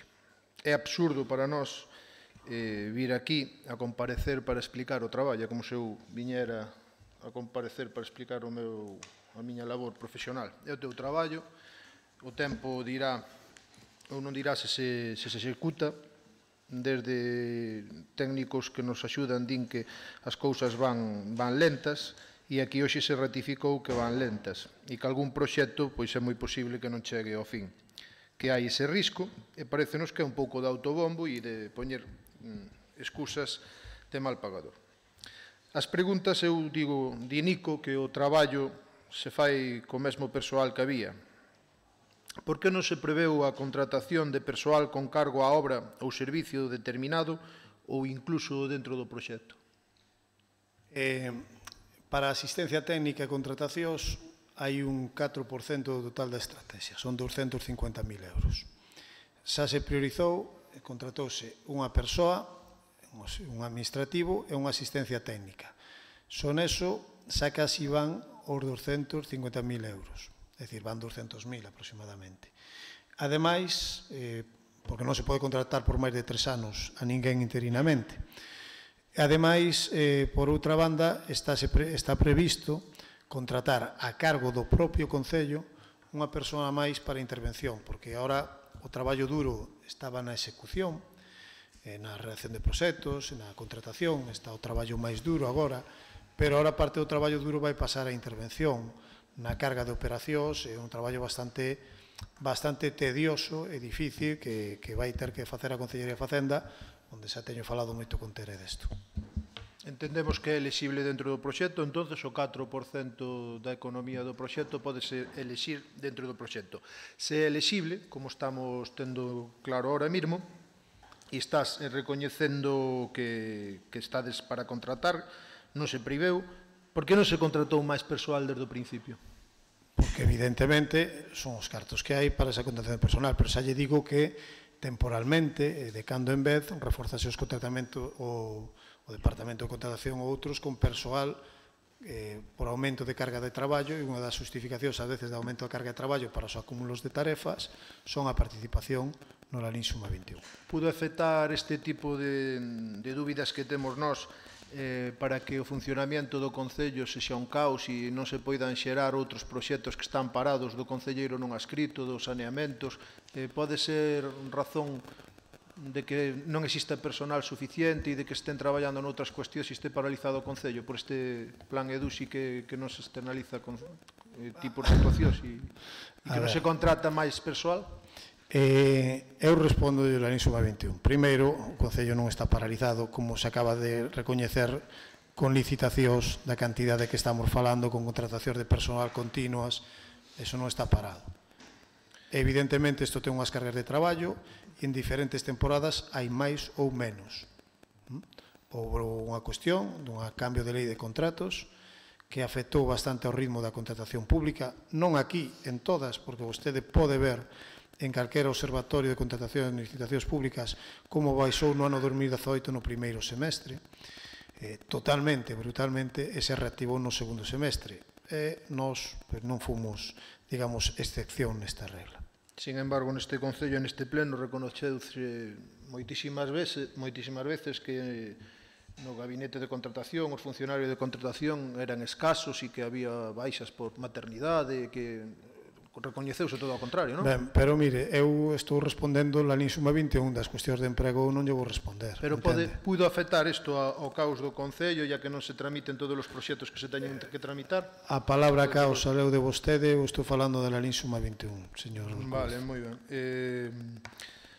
Como nós vemos un parálisis no Concello e nas obras do Concello e nos acordos plenarios, que é obvio e é recoñecible, preguntamos por que non se contratou por obra e servicio máis persoal para poder atender este tipo de proxectos. Contratouse hasta a cantidade de límite que permitía a estrategia. Bueno, ti acabas de recoñecer que vas a apuntalar con contratacións en intervención. Mira, é un fallo enorme de planificación, pola súa parte, non ter nin personal suficiente para facer a realidade deste proxecto. Vostede non tuvo o personal, está o recoñecendo e está dicindo de que ahora mismo intervención vai estar saturada de traballo e que vai ter que contratar. Vostede non previu, ao non previr, estamos vendo abocados aos lalinenses a non poder ter tramitados os remanentes que serían outro proxecto paralelo que se falou ao principio deste pleno. Levades 4 anos para poder prever estas incidencias e non facedes nada. A responsabilidade, desde logo que miña, non vai ser. E a oposición non é. Cando menos, o mellor... Perdone, cal é a pregunta? Porque vostede, isto é unha comparecencia e vostede ten que preguntarme. Cando menos o EDUSI paralizou o Concello, paralizou o funcionariado e hai moitos proxectos paralizados. Tamén o meu grupo de traballo pregunta a que foi vostede a Madrid, a desvelarse. Pois mire, a todas as reunións a que fun invitado. E por última pregunta, faláronse de moitos contratos menores e queremos saber por que en contratos menores de sardinería non se invitaba a empresas de Lalín e si que se prefería contratar ás empresas de Silleda. Non hai ningún contrato de sardinería no DUSI. Está o grupo de traballo debeu estar un pouco despistado. Teñen, xa lle repito, teñen na página web, ali, teñen todo acceso aos diferentes expedientes e aos contratos. Busque entre a erva a ver se atopa. Pois desvélese menos e traballe un pouquiño máis, señor Nicolás. Pero hai contratos de sardinería ou non? El dixo que sí. A mellor hai, non sei. Eu descoñezo. Poder. No EDUSI non, home, no EDUSI non hai, claro que non. Seguimos, señor secretario. Bueno, entonces, dose por rematada a comparecencia. Punto número 7. Expediente de expropiación dos predios necesarios para a ampliación do cementerio de Arromea. Ben, é o expediente para a consecución dos bens afectados e que están previstos na modificación puntual número 12 do PESON para poder ampliar o cementerio, non só para poder ampliar o cementerio, sino para facer as diferentes obras e reaccións previas de proxectos. Para tal fin, solicitouse a liña 1 do Plan Concellos 90.000 euros e un técnico municipal, despois dunha valoración somera, é dicir, fixo unha primeira evaluación de 90.000 euros, pero despois dunha evaluación somera e detallada, para que se contratou tamén un estudio topográfico que enumerara os pés existentes, é dicir, todas as árbores, non só había que valorar os terrenos, senón que había que valorar todo o existente naquela finca, chegou á conclusión de que o precio total é de 73.214,48 euros. O cementerio, evidentemente, pois, unha vez que estean estes terreos, redactarase o proxecto e procederase á ampliación. É algo demandado. É certo que estuvo dotado económicamente de xeito previo. No ano 2015 creo que había 90.000 euros para o cementerio, pero tamén é certo que no ano 2015 había prioridades moi acuciantes para este Concello, onde houve que destinar moitos cartos a outras cuestións que eran máis urxentes. A día de hoxe traemos este inicio de consecución dos terreos, vale? Para que, bueno, pois, no tempo mínimo posible se poida proceder á ocupación dos mesmos e ao pago dos predios. Algún comentario? Sí, bons días. Nada, de decir que por fin, que despois de 4 anos Marianda Perdiz trae a pleno a expropiación destes terreos, como vou utilizar unha frase que dixo antes, que me ven bastante ben neste tema, seguramente que leva 4 anos tamén soñando con isto, estaba dentro dos seus soños, pero bueno, para chegar a isto, primeiro non era necesario, chegou a dicir vostede primeiro que non era necesario no pleno, despois ian facelo por unha vía de acordo amistoso, chegaron a votar en contra dunha moción que trouxe o Partido Popular a pleno, e como ben recordou vostede, está ben co recordara, había dotación económica no 2015 e estaba xa aprobado o plan puntual do PSOE para poder pôr en marcha eso. Vamos con 4 anos de retraso, simplemente eso, non? Nos vamos a votar a favor porque así trouxamos a pleno unha moción que vemos que, bueno, que máis vale tarde que nunca, por eso vamos a votar a favor. Ben, só simplemente respostarlle que sí que se tratou de primeiras o trato amistoso, pero, bueno, a veces con que non quere negociar é moi difícil facelo, e non quedou máis remedio que ir por esta vía. Pero volvolle lembrar, a situación no ano 2015 había que gastarse 3 millóns de euros nunha compra urxente. Vou botar a culpa a ninguén, pero facían falta cartos tamén para outras cousas máis de índole social e tuvemos que modificar.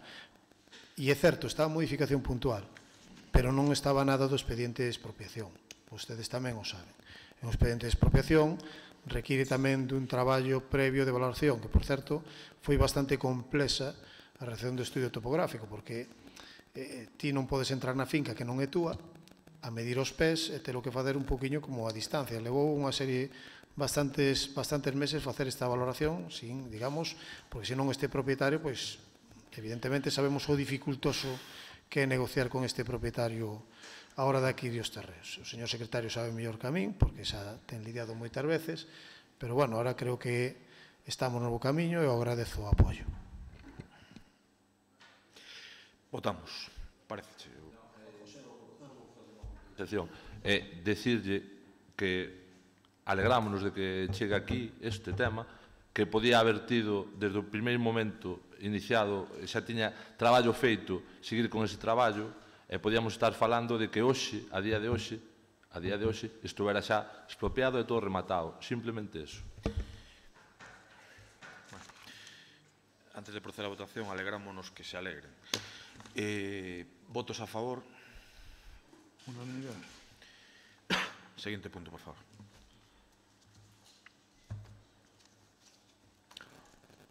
Expediente número 8. Proposta da Alcaldía para a cesión á Xunta de Galicia da propiedade dos terrenos para a construción do Centro Integral de Saúde.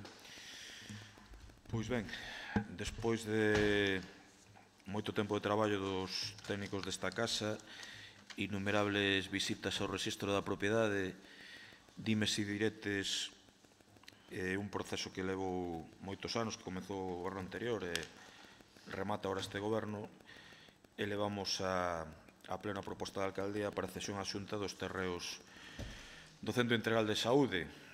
Eu non pretendo, así que digo, conselleiro, ademais, entrar en debate agora sobre este tipo de cuestións. Aquí poderíamos falar de moitas cousas, de se eu creo que isto vai ir para adiante ou non este centro, da situación da sanidade pública en Galicia en este momento e de todos os frontes que hai abertos. Simplemente que pase inmediatamente estes terreos a disposición da Consellería para que poida proceder o antes posible a dotar a Lalín deste Centro Integral de Saúde, co que este goberno considera que non é suficiente, unha vez máis, pero queremos que agora xa non hai excusas para que isto se poida realizar e estaremos moi atentos dende a máis constructiva xeito de funcionar, así yo dixen ao conselleiro, penso cumprilo, pero tamén atentos a que se vayan cumprindo prazos e compromisos co pobo de Lalín. E quero ser correcto e, polo tanto, non vou dicir absolutamente nada máis. Se queren algunha intervención, adiante. Sí, hoxe por fin remata todo un culebrón.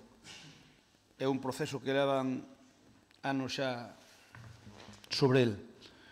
Lembrolle que hai casi 4 anos nos deixamos os terreos, o importante, deixamos os terreos conseguidos.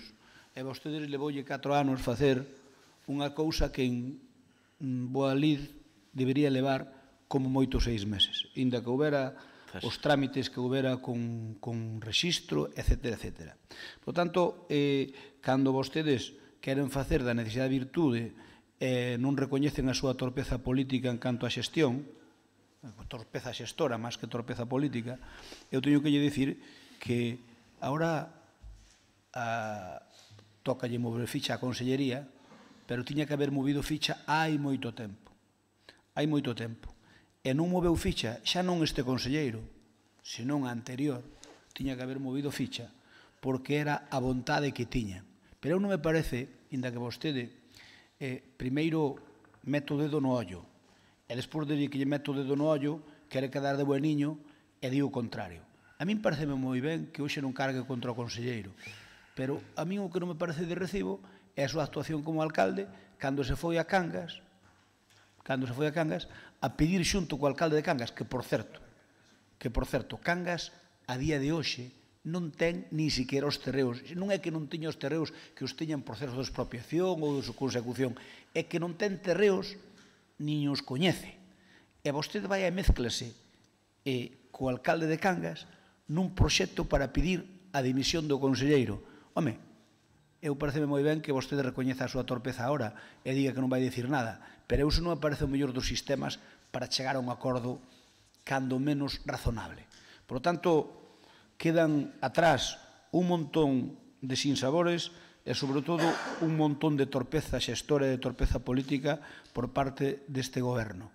Así que alégrome de que, por fin, vaya para diante isto, e agora o conselleiro, eu estou convencido, porque o coñezo, porque compartín con el 12 anos na Diputación, por lo tanto teño un trato importante con el, por máis que nada, porque éramos os dous alcaldes, e sei que el non di unha cousa por outra, vai intentar con todos os seus medios facer un bo traballo e facer a parte que lle toca para que Lalín dispoña dun centro de saúde que millore considerablemente o sistema que agora mesmo está funcionando. Por tanto, vostede veu que cumpleu co ADO, que é un tema importante, que ainda non se dá a importancia que ten, pero cando a xente empeza a utilizar, verá vostede como é importante. Estou convencido que vai cumplir co tema de hemodiálise e aseguro tamén que vai cumplir con este proxecto. Así que, pola nosa parte, vamos votar a favor, faltaría máis, simplemente que recriminamos e votamos en falta que isto non se houbera producido hai moitas xornadas. Grazas.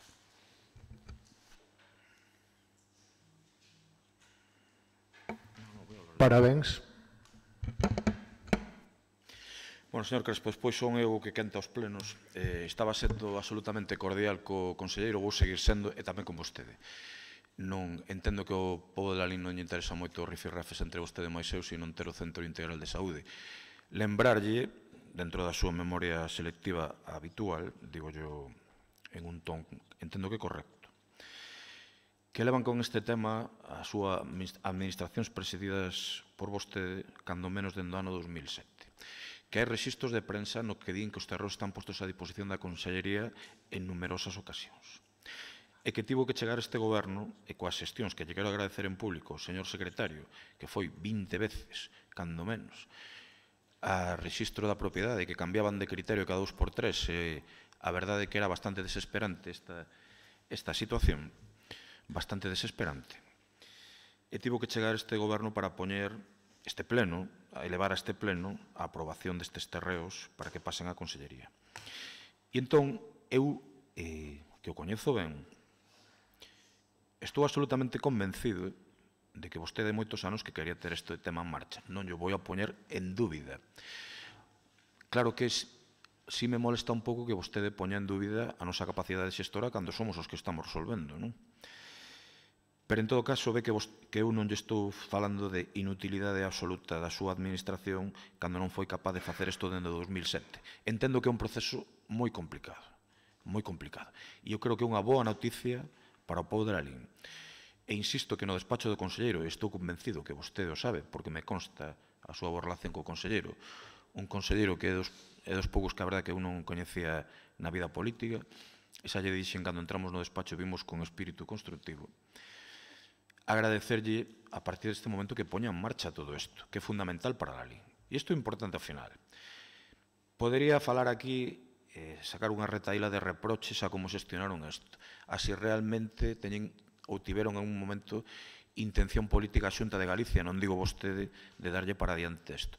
Eu creo que o perder o tempo, que non se gana absolutamente nada ahora con este tipo de reproches, e combinar aos servicios desta casa, nomeadamente o secretario, a que leve canto antes ao rexistro da Consellería este acordo plenario que en este momento imos votar. E nada máis. Votos a, non sei se queren dicir algo, votos a favor. E felicitarnos. Bueno, pues agradezco yo.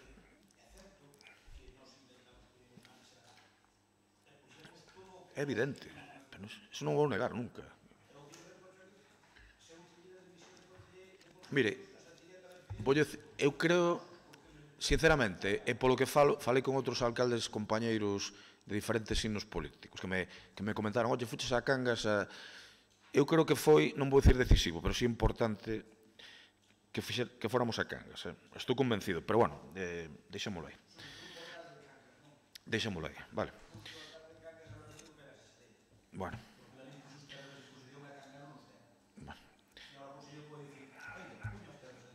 Veña, non me tire do aire de temas que eu usei e creo que non sería correcto contalos aquí.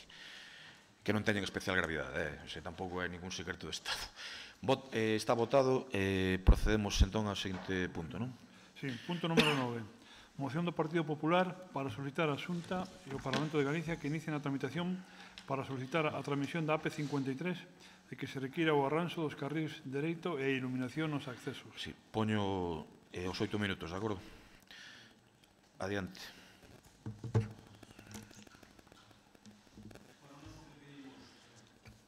Bueno, nós o que pedimos nesta moción é instar ao Goberno municipal a que lle exixa ao Goberno do Estado que realiza as xestións oportunas ante a concesionaria para que solucione dunha maneira inmediata a situación gravísima do cobro individuo dos usuarios que está no treito Lalín Silleda e que quedou de manifesto por parte do teniente alcalde cando demostrou que se cobraba demais. É certo que se cobraba demais e cando unha concesionaria lle pasa unha cousa desas, normalmente pon o grito no ceo, porque lóxicamente perxudica os moitos do punto de vista de imaxen, pon o grito no ceo e arranxa as cousas. Eu non sei que día foi vostede, pero desde que se leu todo nos medios, ás 17:13 do día 13 do 1, os día 13 de xaneiro, eu estaba en Silleda, que foi un alión enterro dun amigo meu, e viña, obviamente eu nunca utilizo como a vostede autopista para ir de la línea Silleda, pero aquel día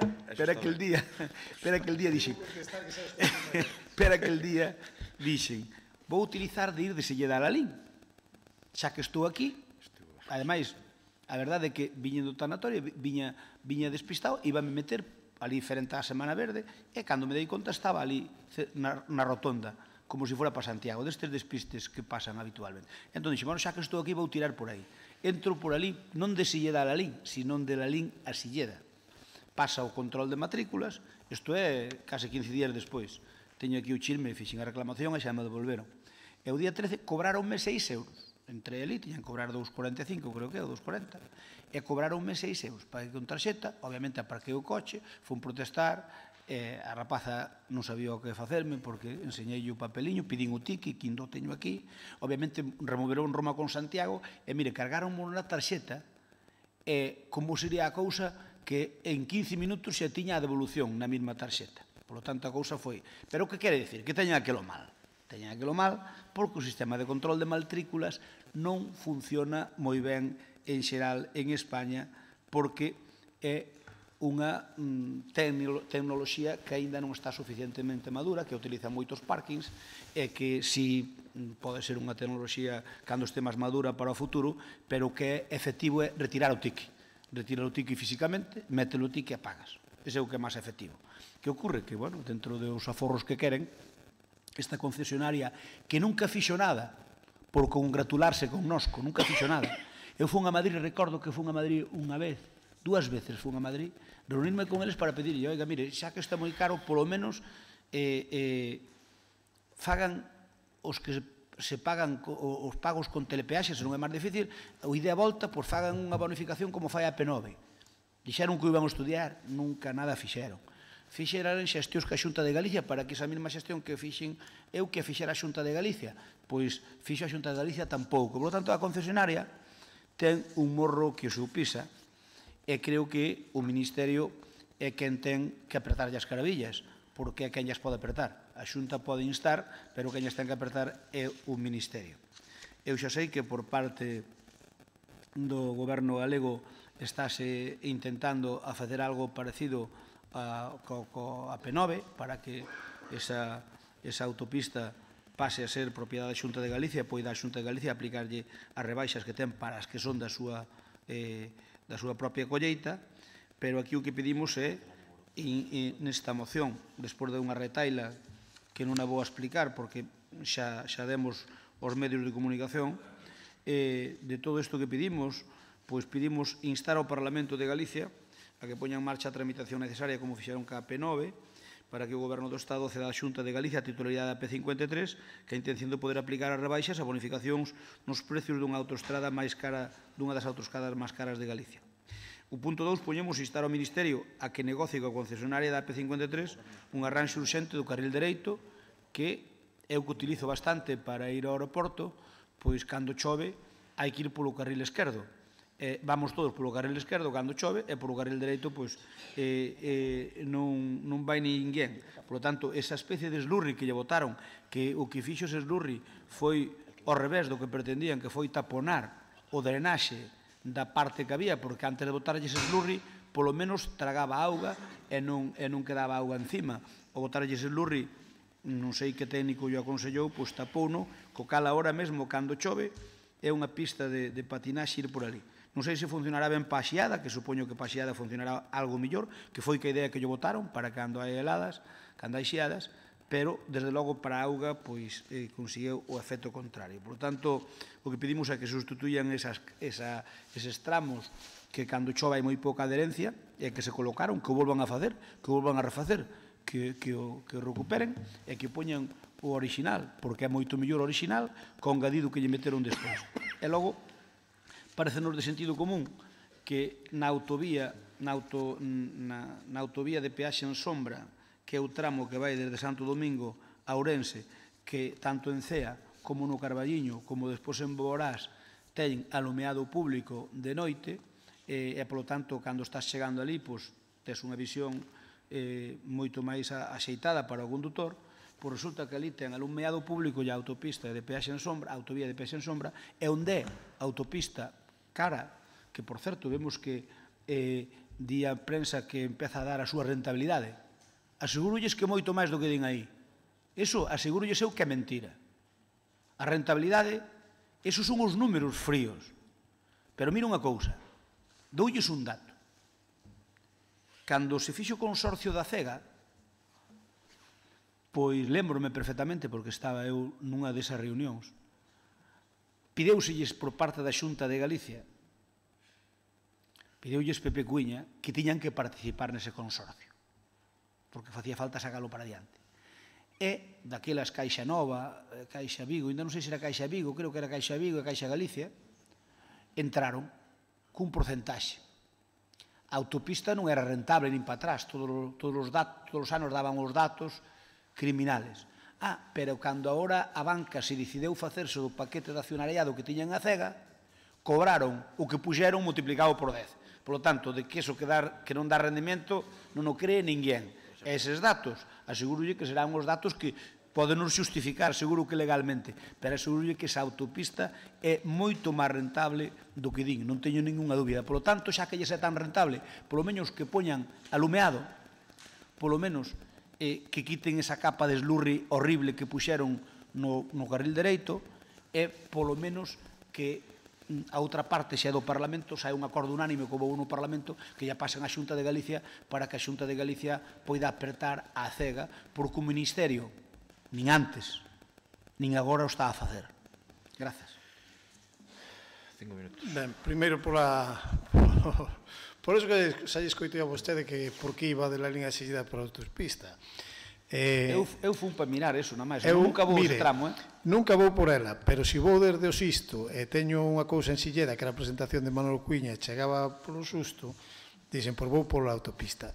O primeiro día que foi por eso. Eso alguén lle soplou ou pensa que aquí somos todos... Que non. Alguén lle soplou e vostede foi fazer ali o vídeo. A ver, Nico, señor Crespo, non faltes a verdade. Señor Crespo. Eso ti enteráchete porque alguén te como me enteraría eu, que eu tampouco sou un fenómeno. Vamos a ver.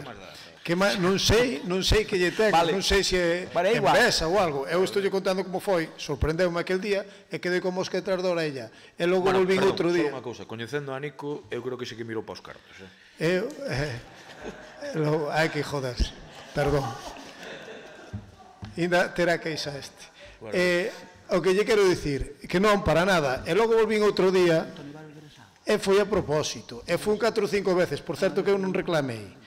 E tamén lle digo que sí que andan desorientados estes días, que hai días que teñen xente na cabina, na telepeaxe de Silleda, hai días que donde veñes, pa onde vas, preguntan a todo o mundo de onde ven, que antes non preguntaban. Sei de xente que lle cobraron de menos como a vostede de máis. Sei de outra que polo tramo Lalín Silleda, é dicir, cobraronlle Lalín Silleda, pero facendo tramo Santiago Silleda. É dicir, houve un momento de descoloque total. Un día que fomos ali a peaxe... Si sale perdendo o usuario. No, pero ahora fixeron de tal xeito... O sea, vindo de Santiago. Si vindo de Santiago, cobraron yo de Lalín Silleda. A moitos usuarios. E pola tarde xa tiñan outra persona, porque claro, a raíz deso empezame a chegar mensaxes, pois a min tal día tal, uns serían certos, outros non, porque logo xa todo o mundo aproveita.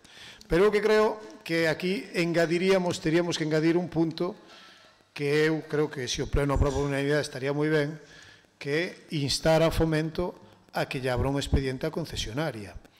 Porque... Encantado, non hai problema ningún. Porque o fallo, non só o fallo, mire, hai anos, eu non estaba no Pleno, non sei se o Ribeiriño estaba ou non, pero cando quitaron as cabinas onde, digamos, onde hai un cobrador e puxeron telepeaxes, xa se advertira de que iba a dar problemas e que quitaban persoal, pois mire, quitaron persoal e deu problemas e ademais obtiveron beneficios. Entonces eu creo que eso necesita polo menos unha sanción que os poña en su sitio e que non se volvan a cometer estes erros. É evidente que ahora están maniobrando, están facendo as cousas, pero non só por eso, instemos tamén polo que vostede di do carril dereito, que dimos todos os lainenses, porque só hai que ver un día de chuvia que vai todo o mundo pola esquerda, eso é un perigo absoluto. Tamén estou de acordo con vostede en que esa a día de hoxe é moi rentable, ten que ser moi rentable. Os datos que estamos vendo de circulación teñen que evidenciar que esa autoestrada ten unha rentabilidade alta. Ahora, tamén me sorprende, tamén teño que dicilo, ver os dous partidos populares, son o Partido Popular descasado, porque nuns sitios, non, as transferencias para o Goberno de España, que o Goberno de España recupere todas as transferencias, todo tal, tan compartidos que non queren ter nin na educación nin a sanidade nas súas autonomías. E ora aquí, no Parlamento de Galicia, veña a pedir, a reclamar transferencias ao Estado, no que eu estou de acordo 100%, veña a reclamar transferencias ao Estado cando en 10 anos de Feijóo e de goberno de Rajoy non reclamaron nin conseguiron ninguna. Eu estou totalmente... Salía outro día na prensa. O Parlamento Galego, mire ben, o Parlamento Galego pireu por unanimidade a proposta do PP a transferencia da P9, sino que estou de acordo. Estaba Rajoy no goberno, Estou de acordo, pero conseguir cero. Co goberno de Rajoy, cero transferencias para Galicia. Pedidas por Feijóo, unha. Por lo tanto, evidentemente, non sei, o partido... Ustedes non son dos de... Estamos falando da carretera. O que sí, ten razón. O que me quedo moi tranquilo é que vostedes con vos non van pactar os de Lalín, porque está claro que non teñen as mesmas ideas, e iso tamén me reconforta. Pero bueno, ao que íbamos, eu espero que acepten ese terceiro punto.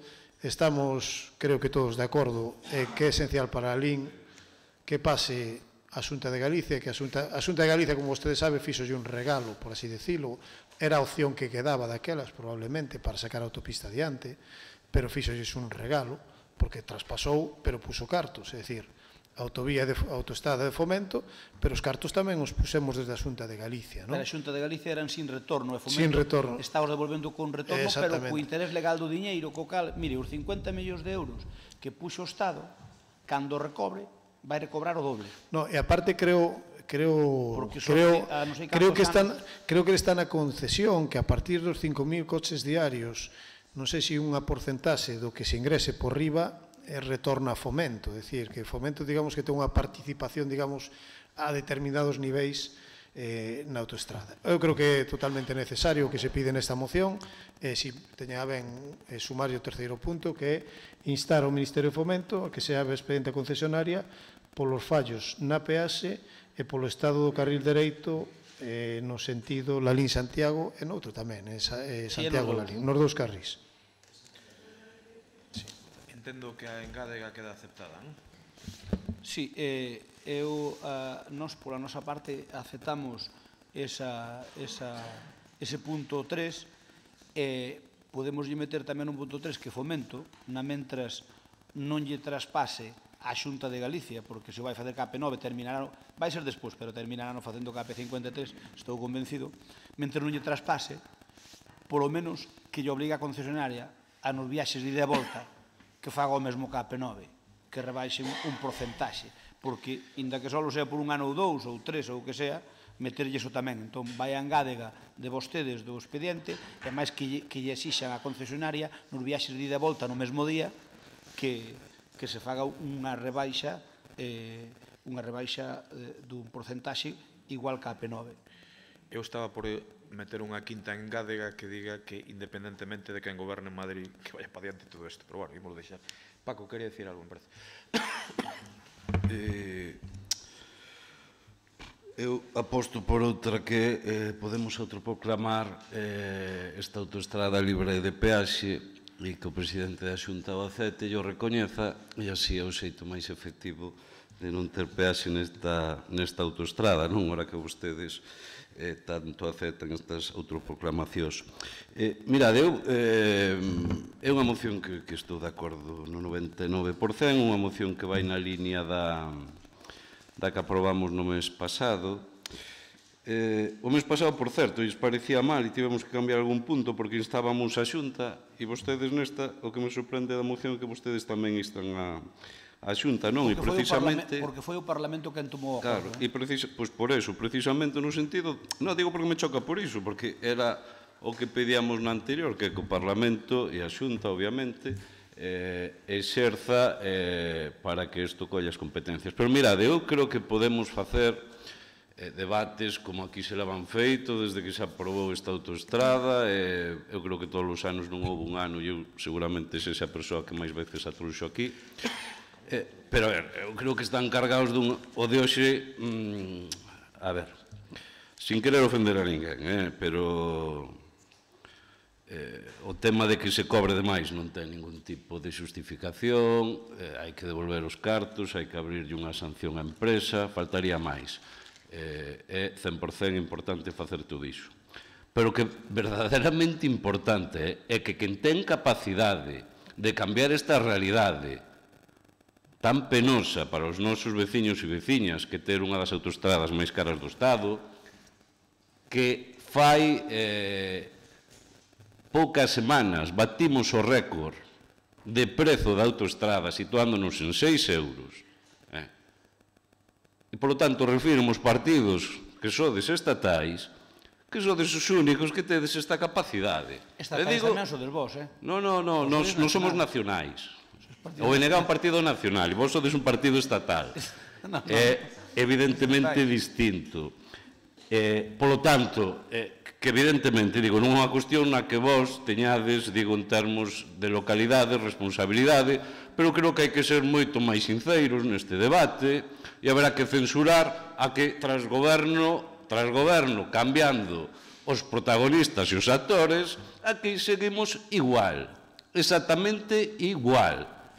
Por tanto, a ver, deixémonos de certas hipocresías que eu creo que, efectivamente, anos tras ano, e insisto que nesta corporación, eu non dubido que ninguén aquí pense o contrario, cuidado, non é a nivel local, non me estou referindo a ninguén, ni moitísimo menos, pero, a ver, incidamos nin que ten a posibilidade.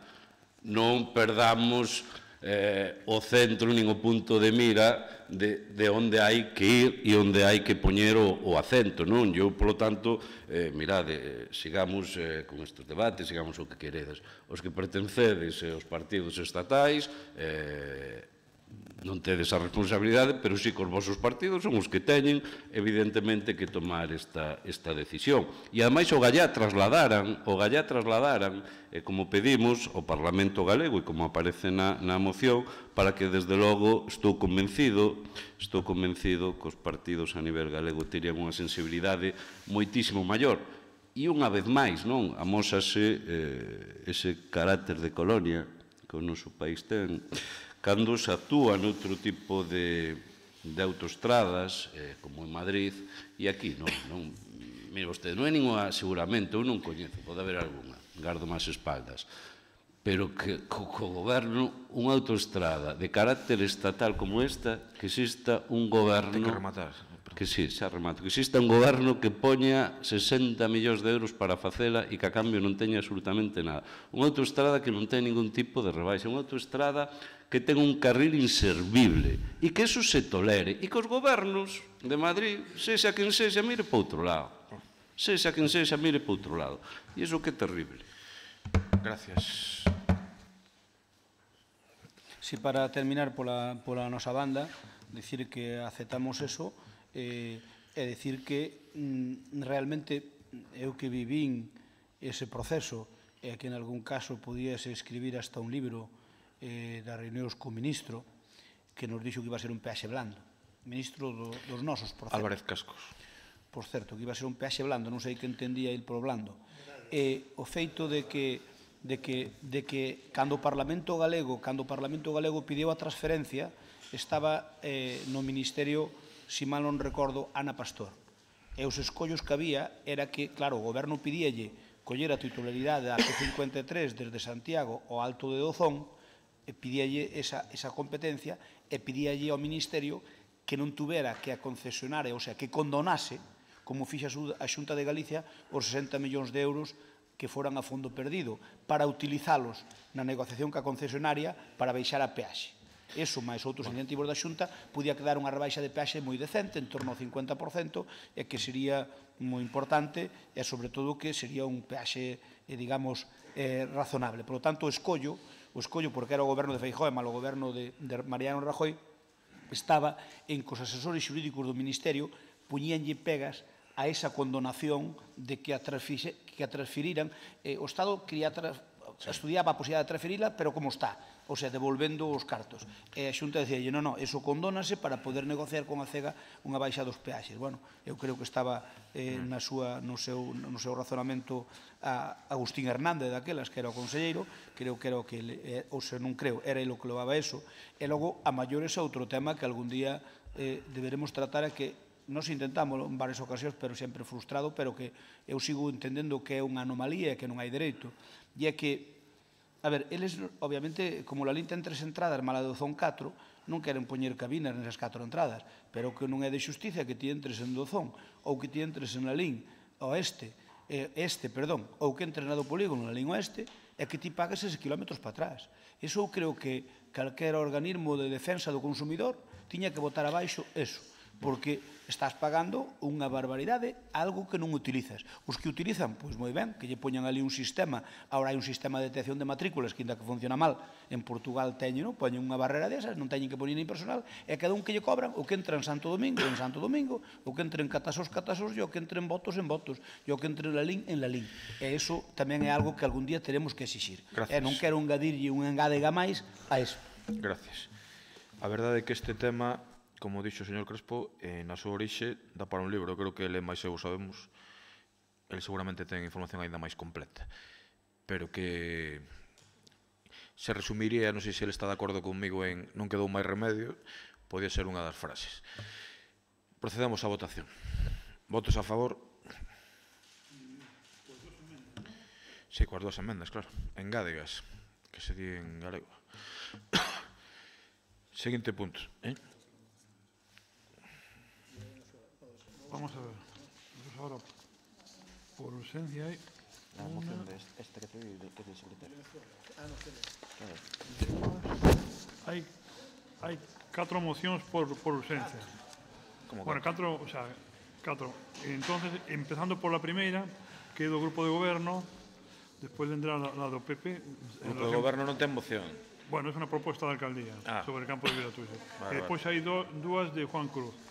Entonces, empezando por la primeira do grupo de goberno sobre... A ver, perdón, prego silencio, si este no aquí. Prego silencio na sala, por favor. A primeira sería... Espere, perdón, disculpe. Se queren un receso de 5 ou 10 minutos, non hai problema. Déxeme... Señor secretario, déxeme falar, que presido o pleno. É dicir, eu ofrezco yo se queren, se non queren continuamos, pero prego silencio na sala, de acordo? Continuamos, incluído o bando por Venezuela de Medela. Veña, vamos. O primer expediente refírese a un expediente de un contrato que se fixo aquí no Concello para a cesión de uso temporal compartido do campo de fútbol de Vilatuse e demais instalaciones. O Concello tramitou dentro do Plan Concellos un expediente de contratación para a cesión do uso compartido entre a Asociación de Veciños de Vilatuse e o Club de Fútbol e o Concello, co obxecto de que o Concello tivera o uso e a disposición e poder poñela a disposición da Diputación de Pontevedra para ter acceso ás subvenciones deste Plan Concellos. Remitida toda a documentación, nos exixe en vez de 4 anos, que sería a competencia do alcalde, un mínimo de 5 anos. Entón, ao pasar de 4 anos ten que vir ao pleno. E ese é o motivo e a razón pola que ven aquí. Algún comentario a este respecto? Non? Procedemos á votación. Votos a favor? Bueno, a primeira urxencia. Bueno, estamos votando a urxencia, ahora votamos a...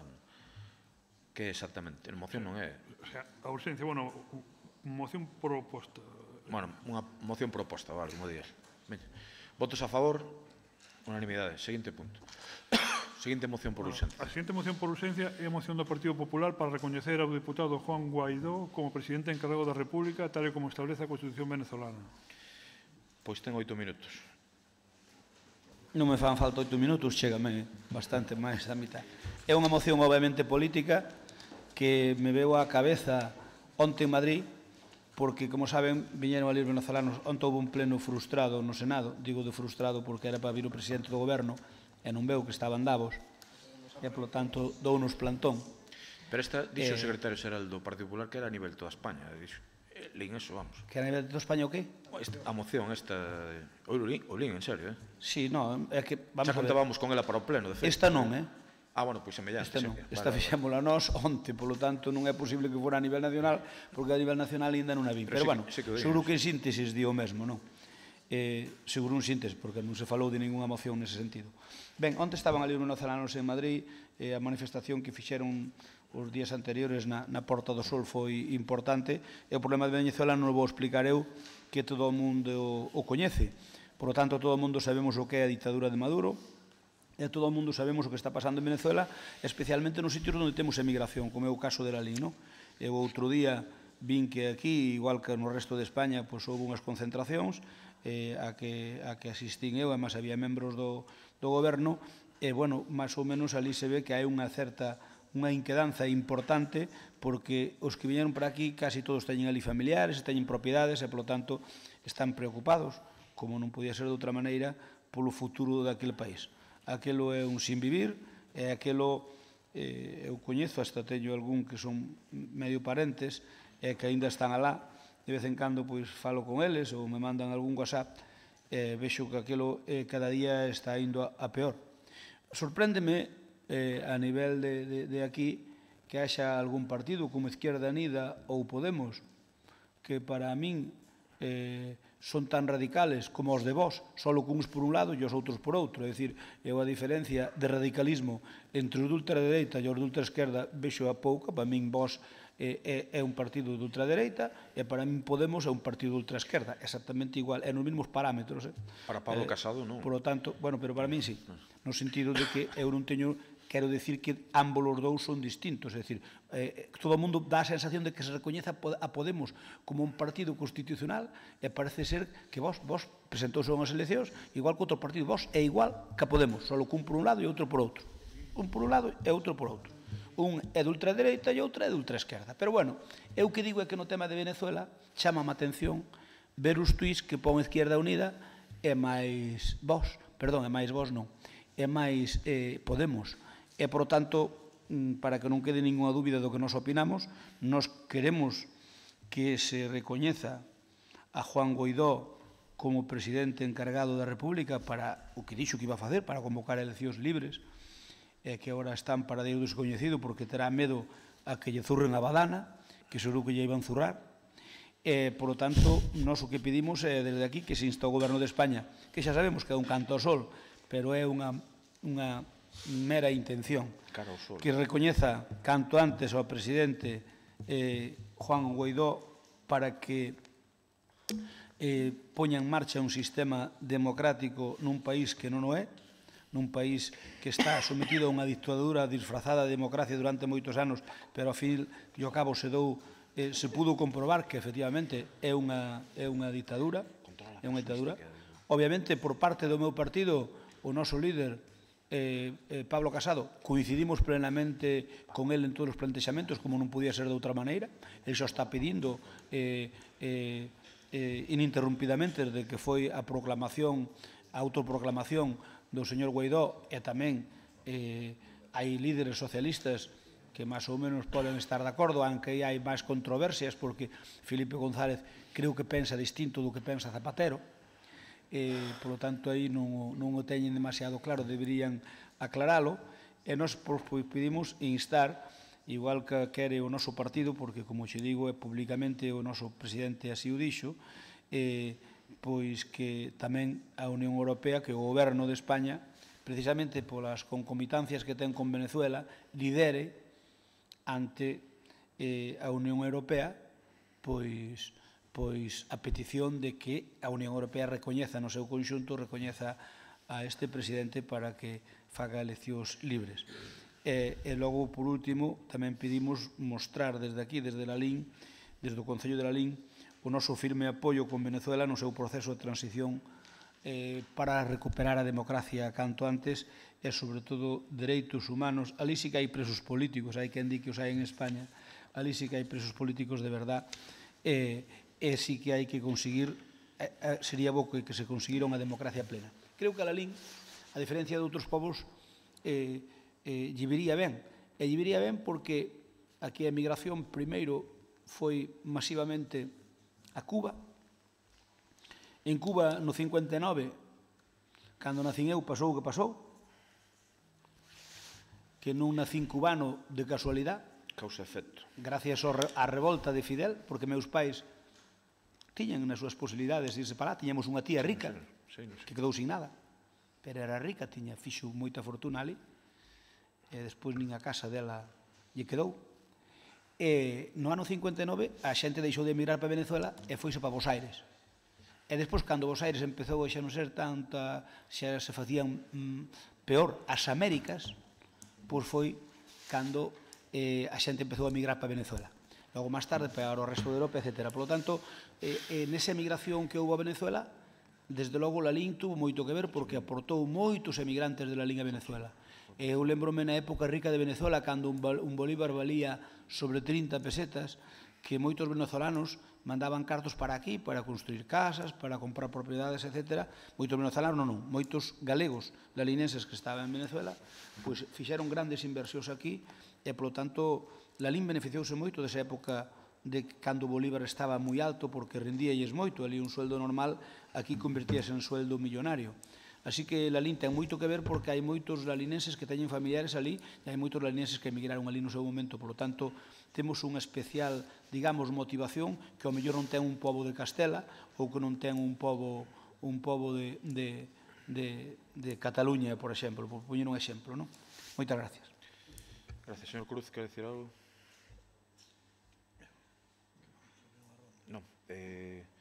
Bueno, é un tema evidentemente especial, non somos un goberno de coalición e incluso dentro dos propios partidos hai diferentes sensibilidades. Entón, quen queira falar, eu simplemente vou dicir que a miña postura persoal é, porque hai liberdade de voto para este tema, non? É de abstención por unha cuestión. Eu evidentemente estou nas antípodas da consideración de Maduro como presidente de Venezuela, pero tampouco me gusta autoproclamacións de persoas que salen á palestra e en 10 minutos a ratifica os Estados Unidos, nomeadamente Donald Trump, non? O cal me fai sospeitar de algunhas cousas. Pero eu que sí que quero eleccións libres en Cuba, perdón, en Cuba tamén, pero en Venezuela, bueno, non creo que o tema sexa para moito chiste, que hai xente morrendo. Para Venezuela, e sobre todo o meu apoio incondicional aos venezolanos que están en Lalín, que son moi conscientes da situación na que chegaron aquí, e que, polo tanto, teñen todo, como xa demostrei unha vez máis, todo o meu respaldo. Pero, insisto, non me gustan autoproclamacións ratificadas en tempo récord polos Estados Unidos e que, a día de hoxe, nin a Xunta de Galicia, nin o Goberno do Estado, nin a Unión Europea fixeron ata este momento. Polo tanto, o meu voto persoal será de abstención, pero deixando ben claro o meu apoio ao colectivo venezolano de Lalín e estar sempre ao seu carón en todo o que necesite. Ben, como voceiro socialista, decir en primeiro lugar o noso apoio ao povo venezolán e, sobre todo, a xente de Venezuela que vive en Lalín e aos lalinenses que viven en Venezuela. É dicir, a todos eles e elas o noso apoio, porque é certo, eu tamén me confeso que creo que o señor Maduro pois non debería seguir máis tempo no goberno, pero tamén creo que o procedimento son as eleccións libres, non autoproclamacións. Eu entendo que hai moita xente moi sensibilizada, sobre todo aquí en Lalín, que está sufrindo duramente e que todos somos conscientes de que nos últimos anos viñeron moitos venezolanos ao noso concello e non foi por gusto. Eu creo nos dereitos da inmigración, nunca reprendo un inmigrante polo xeito de selo, non como fan outros partidos, que sí que fan política con inmigración, sexa legal ou ilegal, porque creo que quen escapa da súa casa por calquera dos motivos non o fai por gusto, sexa venezolano, ou sexa africano, ou sexa islámico. E sí que hai partidos que o desmonizan, nomeadamente na dereita. E eu, desde logo, non estou nesas coordenadas. Para min, todo o mundo que ten que escapar da súa casa ten os seus respetos. Ten os meus respetos. No primeiro punto, evidentemente, eu non estou de acordo nesa autoproclamación, ímonos a abster. Eu propoñería ao Partido Popular, se quere contar co apoio do Grupo Socialista, que onde día instar o Goberno de España a liderar este apoio no seo da Unión Europea, instar o Goberno de España a liderar o camiño a eleccións libres no seo, é dicir, a instar eleccións libres no seo da Unión Europea, é dicir, que sexa o Goberno que instar a que esa eleccións libres. E no terceiro punto, estou totalmente de acordo, estou a favor, evidentemente, mostrar o apoio do Concello de Lalín a Venezuela no seu proceso de transición democrática para recuperar o respeto aos dereitos humanos, a liberdade e a consecución de unha democracia plena. Porque eu tamén entendo que hoxe en día non hai unha democracia plena en Venezuela no mesmo momento en que o señor Maduro nomea unha asamblea el por si mesmo, que non é elixida. Outra cousa tamén é que non estea de acordo nesa autoproclamación, pero entendo que cando loitas por algo tes que facer algo que movilice o mundo. Posiblemente foi o que fixo este Juan Guaidó. Esteamos máis ou menos de acordo. Bueno, eu si atenden a primeira, para finalizar, a primeira abstención, a segunda, si cambian a liderar o apoio ao goberno a este presidente ou cambian por liderar o apoio a unhas eleccións libres, estaríamos a favor e, desde logo, a terceira estamos a favor. Máis intervencións? A Paco Benega, queredes dicir algo? O Miguel Medela? Adiante.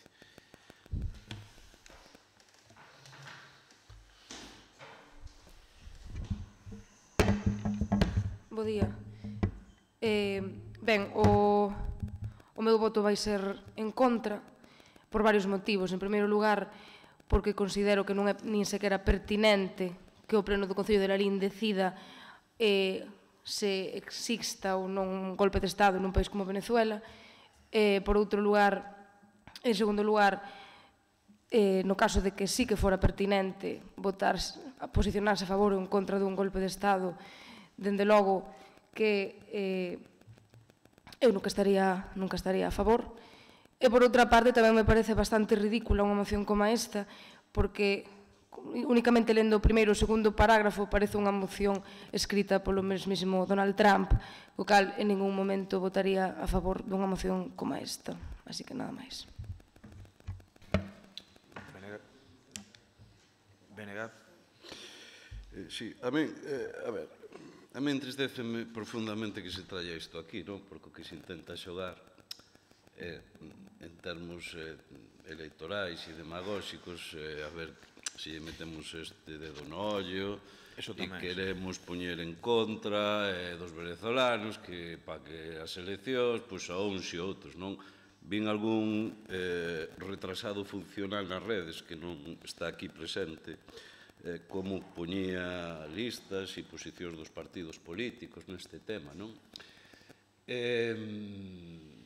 Mirad, eu creo que co drama da xente non se debe xogar e seguramente os venezolanos e venezolanas que veñen sufren ese drama porque efectivamente ninguén ven por gusto, non? E iso a nós é o que nos preocupa. Pero escoitar algún voceiro xe aquí negociar e facer propostas de como se debe dirixir un país é realmente espectacular, non? Eu que hoxe estou vivindo aquí é digno de que a xente o vexa, non? E negocio, quitamos isto, poñemos isto, e eu decido que este tipo non é un demócrata, pero sí que se autoproclama sin que ninguén o lixira. Eu tamén parto do seguinte, e sou moi dado a iso, non? De cando teño dúbidas ver quen apoia certas cuestións. E claro, cando vexo que Casados, Abascales, Riveras, González apoian estas posturas, a min de verdade que me poñen nas antípodas, non? Fundamentalmente porque, mirade, alguén aquí se cree que o problema é a democracia en Venezuela. Verdad que aquí o que todos estamos pensando é que é unha xogada de Estados Unidos polo petróleo. Ou é que acaso no resto do mundo non hai, como vos queredes denominar, esas ditaduras. E traedes algo, decides algo. Arabia Saudí que é superdemocracia, que é superdemocracia. Ver a Casado onte ali coa bandeira na manifestación e aproveitando a manifestación, porque ele pasaba por ali pedindo voto para o seu candidato nas municipais en Madrid, non? Mirade, eu creo que hai que ser bastante serios con este tema, non? E eu creo que hai que ter respeto á soberanía dos povos. A estas alturas xa ninguén nos creemos que isto sexa un rollo así, bueno, pois que pasou por ali, Donald Trump de momento ali aos 5 minutos xa o apoiou, verdade? Eu penso que non, eu creo que ese respeto á soberanía dos povos é o que o BNG desde logo lle vai levar a votar en contra desto, o apoio total, e eu creo que este goberno así se destaca desde logo por darlle a maior das coberturas a calquera persoa que desde logo é benvida ao Concello de Lalín, veña de onde veña, que desde logo no que se lle poda axudar faltaría máis, pero mirade, eu de verdade o digo, cuidado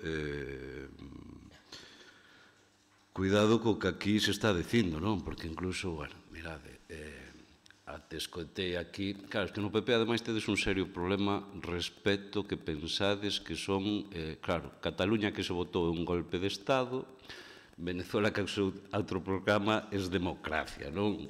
Nun lado hai presos políticos, é que de verdade tedes unha doble moral que é totalmente inasumible, que o Concello de Lalín, digo, nesa irresponsabilidade este falando deste tema nestes termos, tamén me parece tristísimo, me parece unha falta de respeto terrible coas persoas que se atopan nun estado difícil, e aquí ninguén se escapará que as competencias dunha institución municipal non é ter estes debates e insisto, a nosa responsabilidade e aí o BNG desde logo non vai escatimar no que forme parte deste goberno en darlle a máxima cobertura a quen o precise e exixir sexa onde sexa a democracia e respeto para os povos do mundo.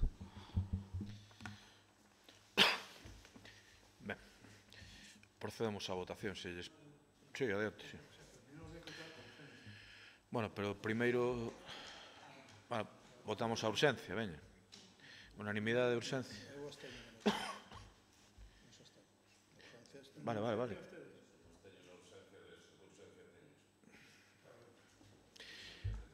Bueno, veña. Ainda coas abstencións na urxencia hai urxencia. Ben, unha intervención rápida, se tan amable. Si non, eu teño que facer unha intervención porque o voceiro do PSOE fixo unha proposta e teño que lle dicir se sí ou non. Mire, eu entendo que hai distintas sensibilidades en cada grupo político, é perfectamente normal, pero o noso grupo témolo claro. Nós, con respecto ao tema de Venezuela, témolo claro. Nós creemos que acertadamente o temos claro. É infumable o deterioro de Venezuela que se veu dando desde que chegou Chávez ao poder. Chegou como se fora un mesías e foise cando Deus se levou como un tirano. E agora Maduro, que é o seu sucesor, pois aínda moitísimo peor, aínda máis cargado de bomba. Home, eu entendo que vostedes queiran razonar o seu abstención, o seu voto en contra, pero eu fagolles a reflexión seguinte. Si teñen algún familiar, que seguro que como la liña hai tanta xente, eu asegurolle que tanto Lara como Paco Vilariño como Nicolás, seguro que tedes algún familiar ou cercano que viva en Venezuela. Falade con el porque unha cousa é opinar desde aquí, que podes máis ou menos ter unha visión sesgada de algúns feitos, e outra cousa é opinar desde ali. Ali non hai ninguén que non diga. Eu non vi ningún galego, e considero que os galegos son bastante razonables, que non diga que o goberno de Chávez non está, a palabra que utilizan eles, está composto de malandros. É a palabra que utilizan a cotío. Ali son todos unha pandilla de malandros, que máis ou menos ven a decir o que ven a decir. Ese como lle chaman no millor dos casos. E ali están pasando mal, pero están pasando moi mal, pero é que algunhas familias que traballaron para ter un futuro arruinou o seu sistema que teñen ali por completo. E eu creo que temos que ser solidarios con esa xente. E o marxen de que cada un lle arrima coa súa sardiña, que é moi lexítimo. E podo entender as intervencións de vostedes na parte política, pero na parte persoal, cóstame querer que vostedes pensen así. Porque, mire, é certo que non se debe nada autoproclamar, pero sabe vostede que, se non o fixera, pasábaselle o arroz. E despois non podía facelo, porque é o que di a Constitución. Ese home o que fixo, o Guaidó, é nin máis nin menos que o que di a Constitución que teñen aprobada. Por tanto, ele está cumplindo ca normativa. Dicen vostedes que está orquestado por Trump. Home, mire, Trump recoñeceu no rápido, pero que aos 5 minutos Canadá tamén o recoñeceu, Ou é que tamén, non é que sea un fan de Donald Trump, máis ben o contrario, pero que o dali pareceme razonable. O señor Macri pareceme razonable. Non digo tanto Bolsonaro, pero Macri pareceme unha persoa así razonable. Coincidín con el, saludei nun día cando estaba noutras militares. No centro de la Lín Bos Aires non sei se pensarán como a vostede, pero bueno, cada un co seu, claro. Eu dígolle que no centro de la Lín de Bos Aires no seu momento votaron a Macri, que estén algo decepcionados con Macri ou non. Algo sí. Que estén algo decepcionados con Macri, pode ser, pero que lle votaron a Macri a maioría dos lalinenses, aseguro eu porque mo dixeron. Ou me engañaron ou mo dixeron. En definitiva, que nós creemos que España pode facer algo máis. E xa sabemos que unha moción dun concello pouco pode incidir, pero un grau fai graneiro. Eu creo que... Non, remato, por favor. Eu remato dicíndolle que, señores de Compromiso, facer tortillas sin romper huevos é difícil. Por lo tanto, dígolle que reflexionen e que voten a facer, que voten a favor. Pero, bueno, se queren absterse, están no seu dereito, porque é moi cómodo quedarse nunha parte neutra. Eu non estou sendo neutro. Abstense. Estou sendo bastante claro. Sí, pero eso non ser neutro. Sí, abstense. Que o PSOE me pida que cambie o punto 2, non o vamos a cambiar. Non o vamos a cambiar porque nós aquí poñemos instar ao Goberno de España a que lidere este apoio no sector da Unión Europea. E por que España? Porque España ten moito máis sentido que o faga Macron ou que o faga Angela Merkel. Por que? Pola sencilla razón de que realmente quen ten que ver a nivel familiar, quen ten que ver a nivel de sentimentos con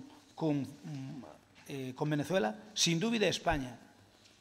Poucos emigrantes hai alemáns, e poucos emigrantes hai holandeses, e poucos emigrantes hai franceses.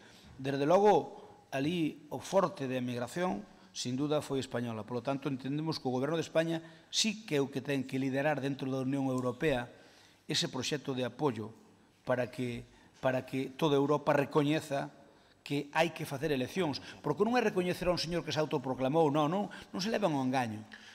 Non é recoñecer a un señor, é recoñecer a ese señor porque é o camiño menos malo para que el convoque unhas eleccións libres. Ese é o que se pide. Non é dicirlle ese señor para que sea presidente, non. Ese señor que o deixen poder tomar legalmente a decisión de convocar unhas eleccións e ter unhas ferramentas adecuadas para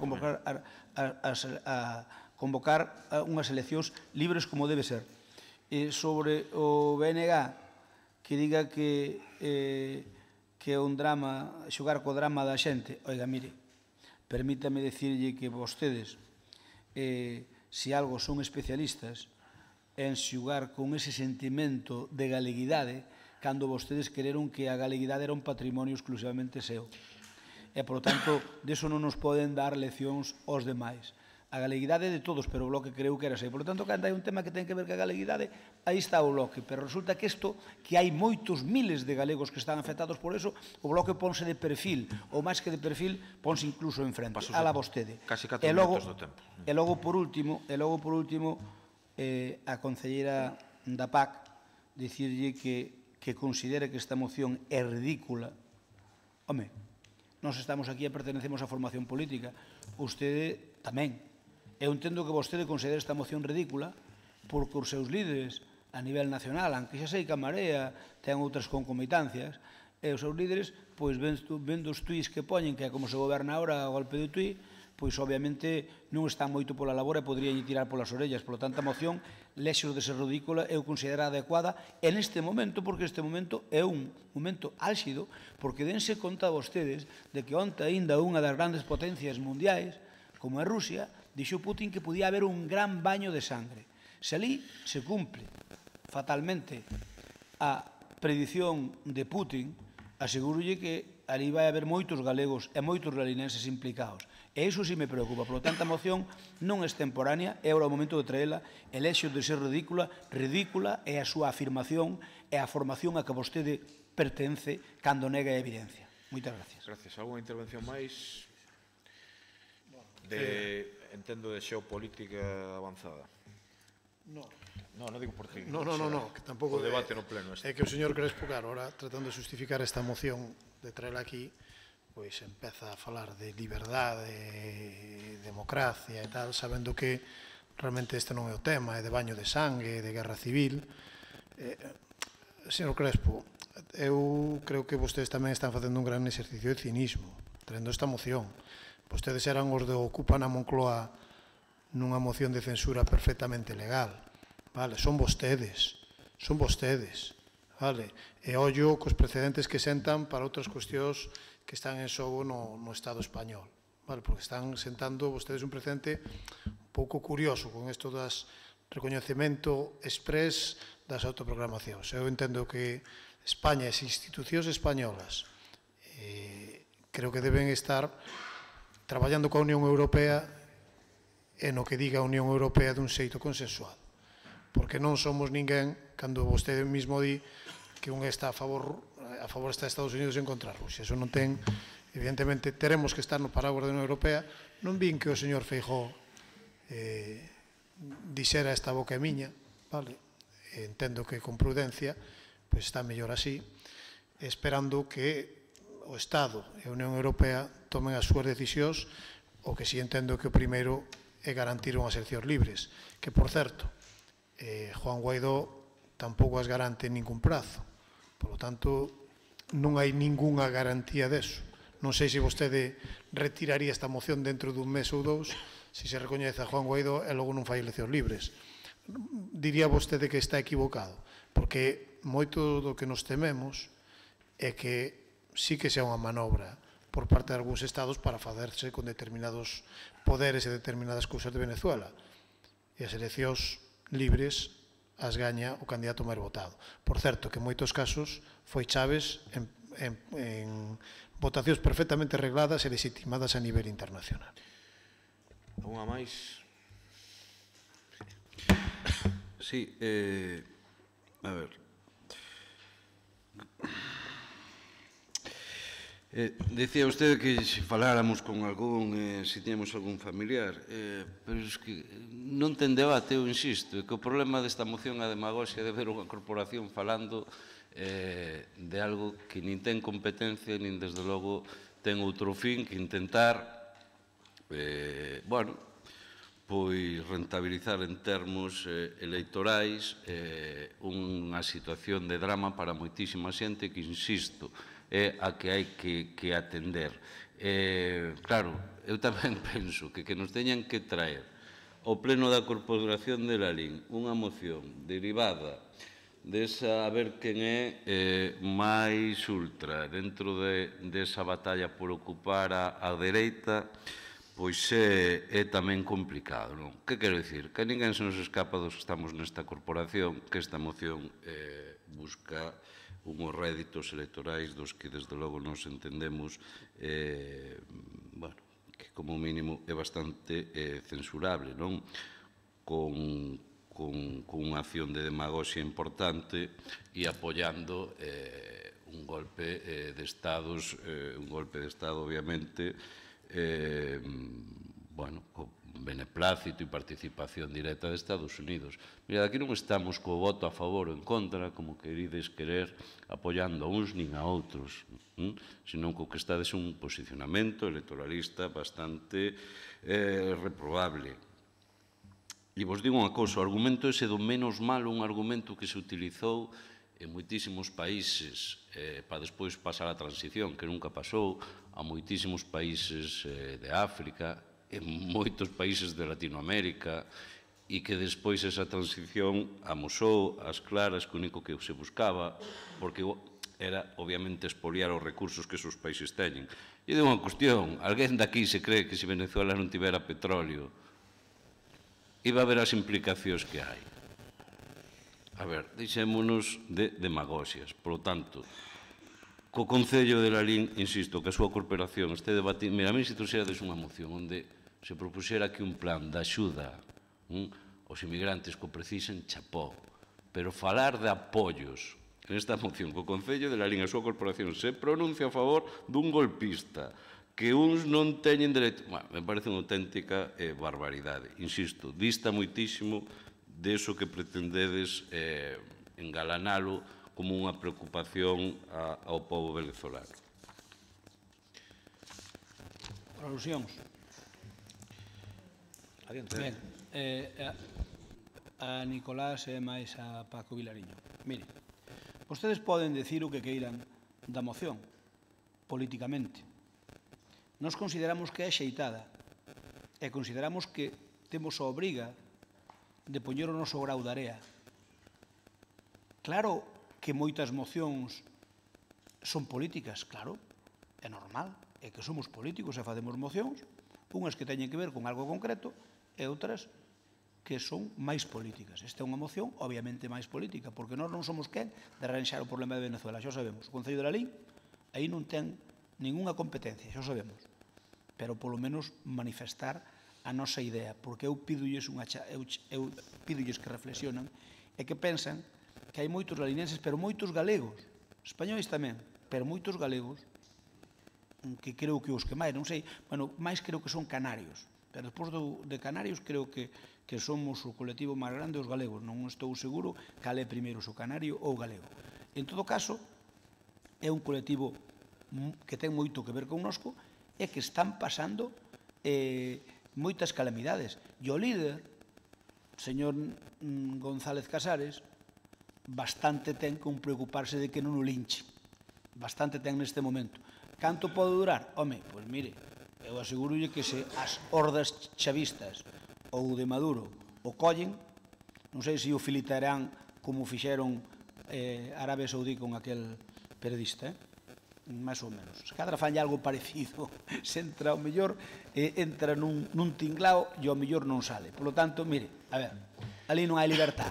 É como nun país que non hai libertad, como é certo que hai outros países, como dicía o señor Vilariño, que non hai libertad. De acordo, claro que hai moitos países, pero aquí trátase dun país que ten unha relación directa con nosco, pero moi directa con nosco.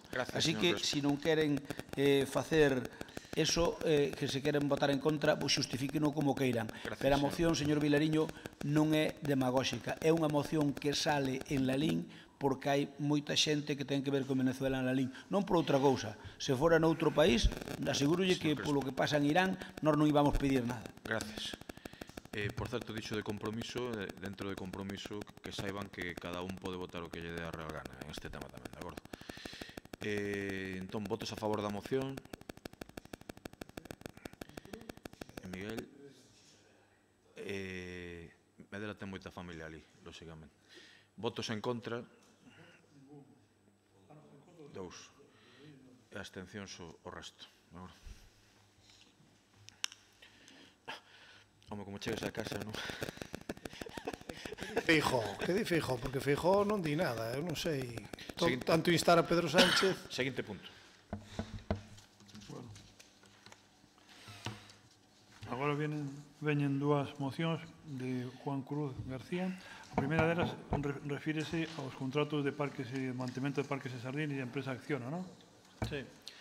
Eu, se tedes saben, o único interese que teño é que volva a quedar en acta que se votan estas mocións, que se o PP non ten problema a que se volva a aprobar e que dunha vez por todas se empecen a cumplir algúns acordos plenarios. Empezamos...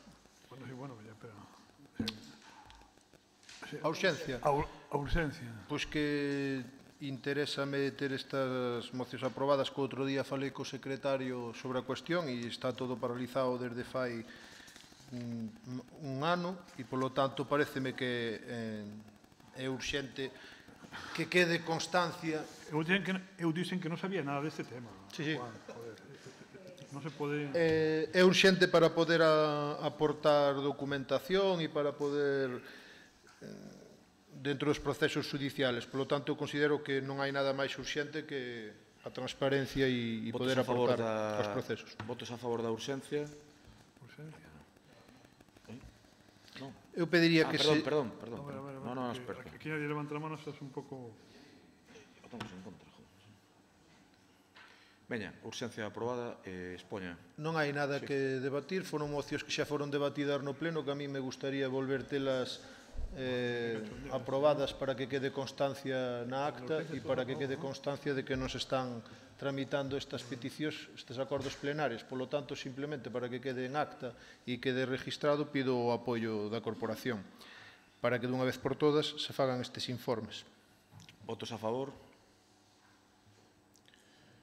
No seu momento votamos a favor das mocións, por lo tanto, é o mesmo, é repetir a moción. Sí. Que quede en acta, queremos que quede en acta e repetir a moción. Votos a favor, 9. Votos en contra, Grupo de Goberno. Queda rexeitada, seguinte punto. Entendo que estamos votando as dúas mocións en conxunto, se pedir ao pleno a asistencia da concelleira do PP, esperar para poder volver votar. No, pero neste caso, Juan Cruz, é igual porque a nos faltanos unha concelleira que está convaleciente. Vale. Entón, perdemos igual a votación. Entonces, que quede constancia en pleno de que vou registrar esta moción ahora que afirma si teñen a ben do tercio dos concelleiros para que se poida tramitar igual os informes co que sería o tercio da corporación, si teñen a ben uns cuantos concelleiros. Pero nós estamos de acordo, é dicir, esta moción traelo ao próximo pleno e se está Raquel xa vai para diante. Sí, eu o que vou facer é... Pospona para o próximo pleno e xa che vale igual. Perfecto, sin problema. É a mesma moción, É a mesma moción, simplemente quero enfatizar a ver se dunha vez por todas se cumple o acordo plenario que está vixente. E se non, que quede en acta que, por favor, o Grupo de Goberno rexeitou aprobar... Na votación xa está. Sí, pero quero quero que quede en acta que o grupo de... Señor secretario, que quede en acta o que se votou, por favor. Que quede en acta o que se votou, evidentemente. O grupo de goberno rexeita darme información e rexeita facer informes acerca de cuestións de máxima gravidade e acerca de cuestións que están judicializadas. Por favor, que quede literalmente. Rogo se preguntas, adiante, Partido Popular. As dúas igual, foi o que quedamos. Veña, deixen de dar voltas e marear. Rogo se pregunta. Vamos a ver, pero si es igual, é que ahora está paz. E que? Pero hai que votar dúas veces, non? Pero e que? Dicir, se temos maioría. No, o sea, a maioría non, ahora es igual, hai que repetir a votación e ya esto igual. Que quere que faga? Que a segunda votación? Bueno, claro, o sea... Veña, si, non demos... A ver, da segunda moción... Aténdame un segundiño. Señor Crespo, por favor, digo, un segundiño solo. Votos a favor da segunda moción? Sobre a transparencia. Votos en contra, Grupo de Goberno, empate. Votos a favor, outra vez, por favor. Voto calidad. Votos en contra, claro, votos en contra, Grupo de Goberno. Ao ser empate ten que haber dúa... Sí que hai empate. Sí que ahora estáis todos. É que, a ver, normalmente... Es que antes non estaba paz. A ver, hai un problema, ahora que non está... Como diría vostede, ahora que non está a prensa, ten un problema de subconsciente. Vostede considera a cruz dos seus, e non sempre ten que ser así. Claro, veña, rogo se preguntas, adiante. Si, bos días. Eu teño unha pregunta, non sei se vai dirixida ao señor alcalde ou a Nico ou a Vilariño ou a Paco. A miña pregunta é quen deu orden de que non figure no proxecto a pista na Veiga pactada e firmada o 4 de outubro de 2018. A obra, había, cando firmamos o tema dos remanentes, firmouse unha pista para facer na Veiga. Resulta que a día de hoxe parece ser que esa pista desapareceu do proxecto. Queremos saber quen dou a orden para que non se faga, para que non conste no proxecto. Mais.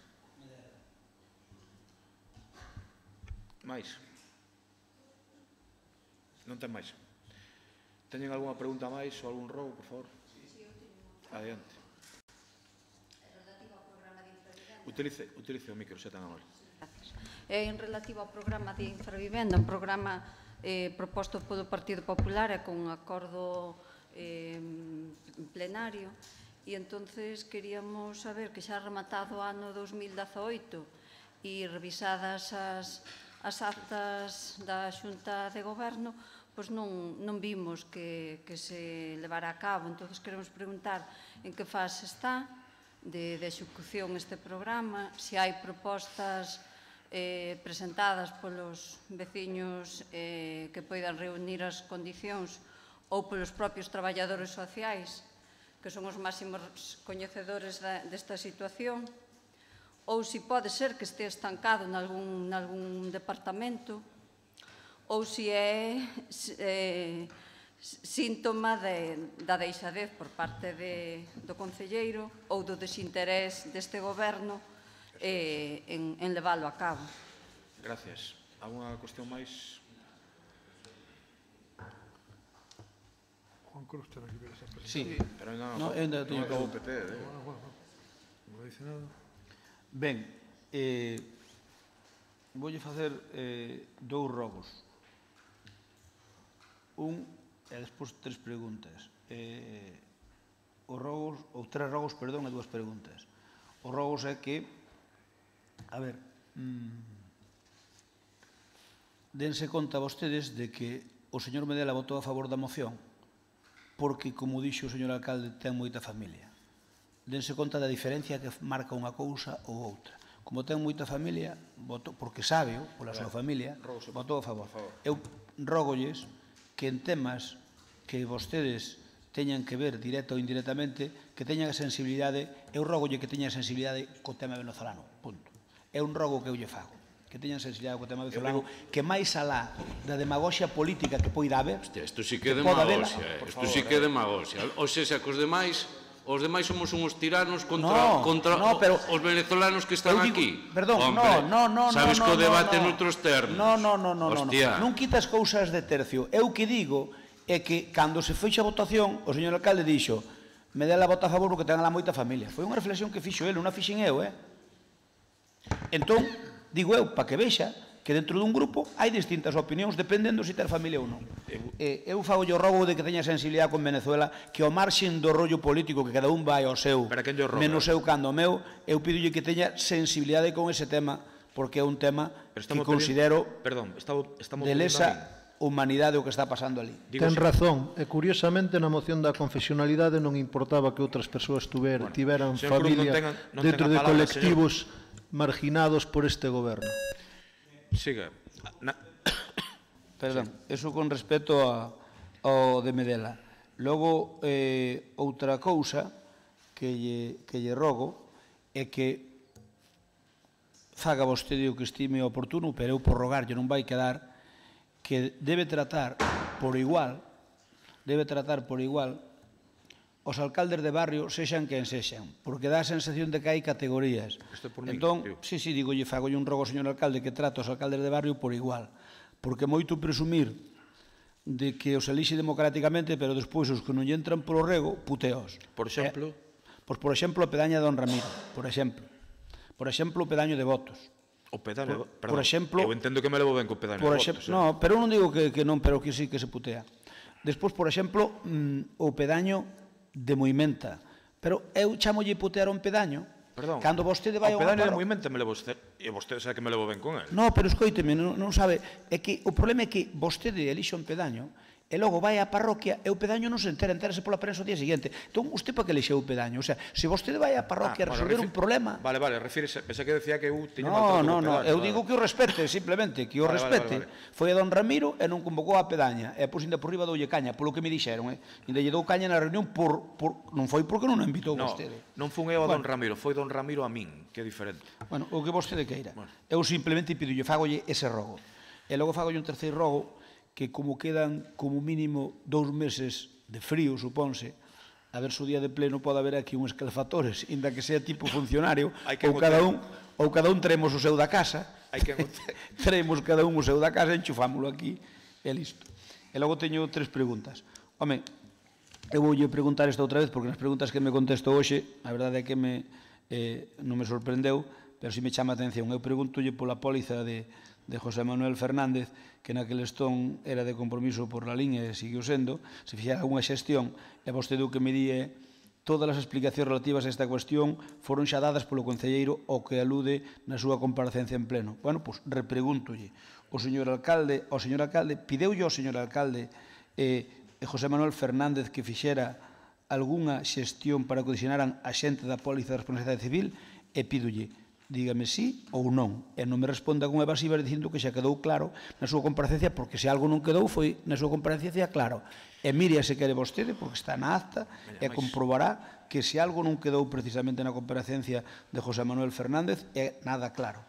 E logo, na pregunta terceira, realizou vostede de palabra ou por escrito algunha xestión coa aseguradora para nomearan a Fernández a xente de dita póliza, tamén me respondo con evasiva. Os pregos de contratación desa póliza especifican claramente. Eu só lle pido se realizou vostede algunha xestión, non me responda cos pliegos. Por lo tanto, volvo a facer esas 2 mismas preguntas e espero que para o pleno que ven que me responda axeitadamente. Dígame si ou non ou pode ser, pero non me toree, porque senón dá a sensación de que torean a un. E por a miña parte, pois nada máis. Moi ben. Há unha pregunta máis no pleno? Poden parecer temas de menor calado, pero a cidadanía demanda que cheguen ao pleno.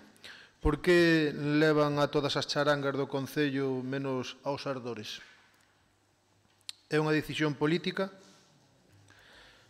Son máis caros os ardores co concerto de Xavier Díaz? Non se contrataron por ter o seu xerme na balouta? Ora, esta interesaríame que responderan xa en pleno. Outro colectivo. Podería presentarse unha carroza esta semana o luns para poder participar no desfile? Temos resposta afirmativa, gracias. Existe algún tipo de regulación para a presentación das carrozas ou é simplemente verbal? Teñen que facer algún trámite ou poñerse? Que trámite teñen que facer? Señores concelleiros, pregolles xa chaman e xa yo decides. que non perdan moito tempo con estas cuestións. Gracias. Non coas cuestións, sino co cuestionante. As cuestións non son de... É curioso. Pregunto se desde que eu me fundo o goberno hai máis cartos, e non te me cabrees, Paco Vilariño, porque desde logo que do goberno casi va a ser estar nas miñas antípodas ideológicas, pero políticas, como político, non. Como político, vexote que eu estaría máis preto de ti que de outros, porque vexote máis sincero. Polo tanto, esta pregunta, desde que eu me fundo o goberno hai máis cartos para que poida gastar Paco Vilariño en eventos culturais? Que opinas, Paco? Si manejas cartos de cultura, ti? Vale, moi ben. Fondos. Son de todos, moi ben. Moitas gracias e perdona se te molestei, que quero ter bo ambiente contigo hoxe. Eres amigo de Xavier Díaz, Paco Vilariño? Non eres amigo personal. Paco, por favor, venga. Sí.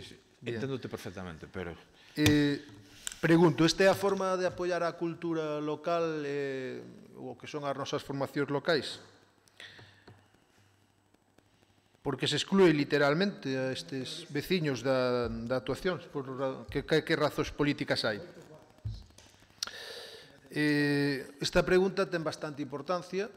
Estes días o alcalde directamente, porque hai que dicilo así, desde a páxina de Compromiso por a Lín ataca a unha excompañeira miña por motivos que me enorgullecen moito, que me poñen en primeira línea política e dame a razón de que este alcalde é unha prepotencia e aqueles que non respiran como a él vai a cortar. Señor Cruz. Espera un pouco. A pregunta é, unha vez que hai camiños que se cerran e camiños que non se cerran, uns son públicos, outros son privados, pódeme asegurar, cerrou ou non cerrou o Concello de Lalín, o alcalde, un camiño público en Sello na aldea de Barreiro?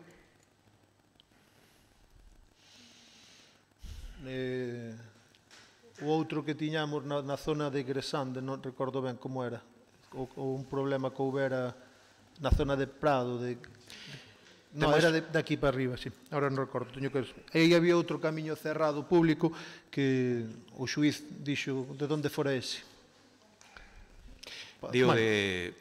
Repito, cerrou o Concello o alcalde un camiño público en Sello na aldea de Barreiro? Non contestan. Bueno, parece que hai trato discriminatorio para uns veciños ou outros dependendo da cor política ou da libertade. Ten máis preguntas? Sí que teño máis preguntas. Remítase a facer as preguntas sin máis comentarios. Hoxe non teño máis que dúas máis preguntas. Vilariño, o retrasado funcional este do que fala vostede é Alberto Senande, afiliado a Ciudadanos? Non é ese. Vilariño, vas decir algún día... Non ves como ao final. Eu contigo entendería, mame. Disculpas por ter que ser un pouco abrupto en certas políticas que eu, se estuvera no goberno, tería que discutir certos fondos contigo, pero bueno, creo que chegaríamos a un acordo partindo pola mitad. Teño outra pregunta. Remate. Non, teño outra pregunta. Sí. Vilariño, vas decir algún día públicamente que Alberto Senande pideuche contratos públicos se el deixaba de criticarte, que lle concedería, que che pedía contratos públicos para que el deixara de criticarte? Esta hipótese é mentira ou é verdade, señor Paco Vilariño? Grazas, moi bons días a todos.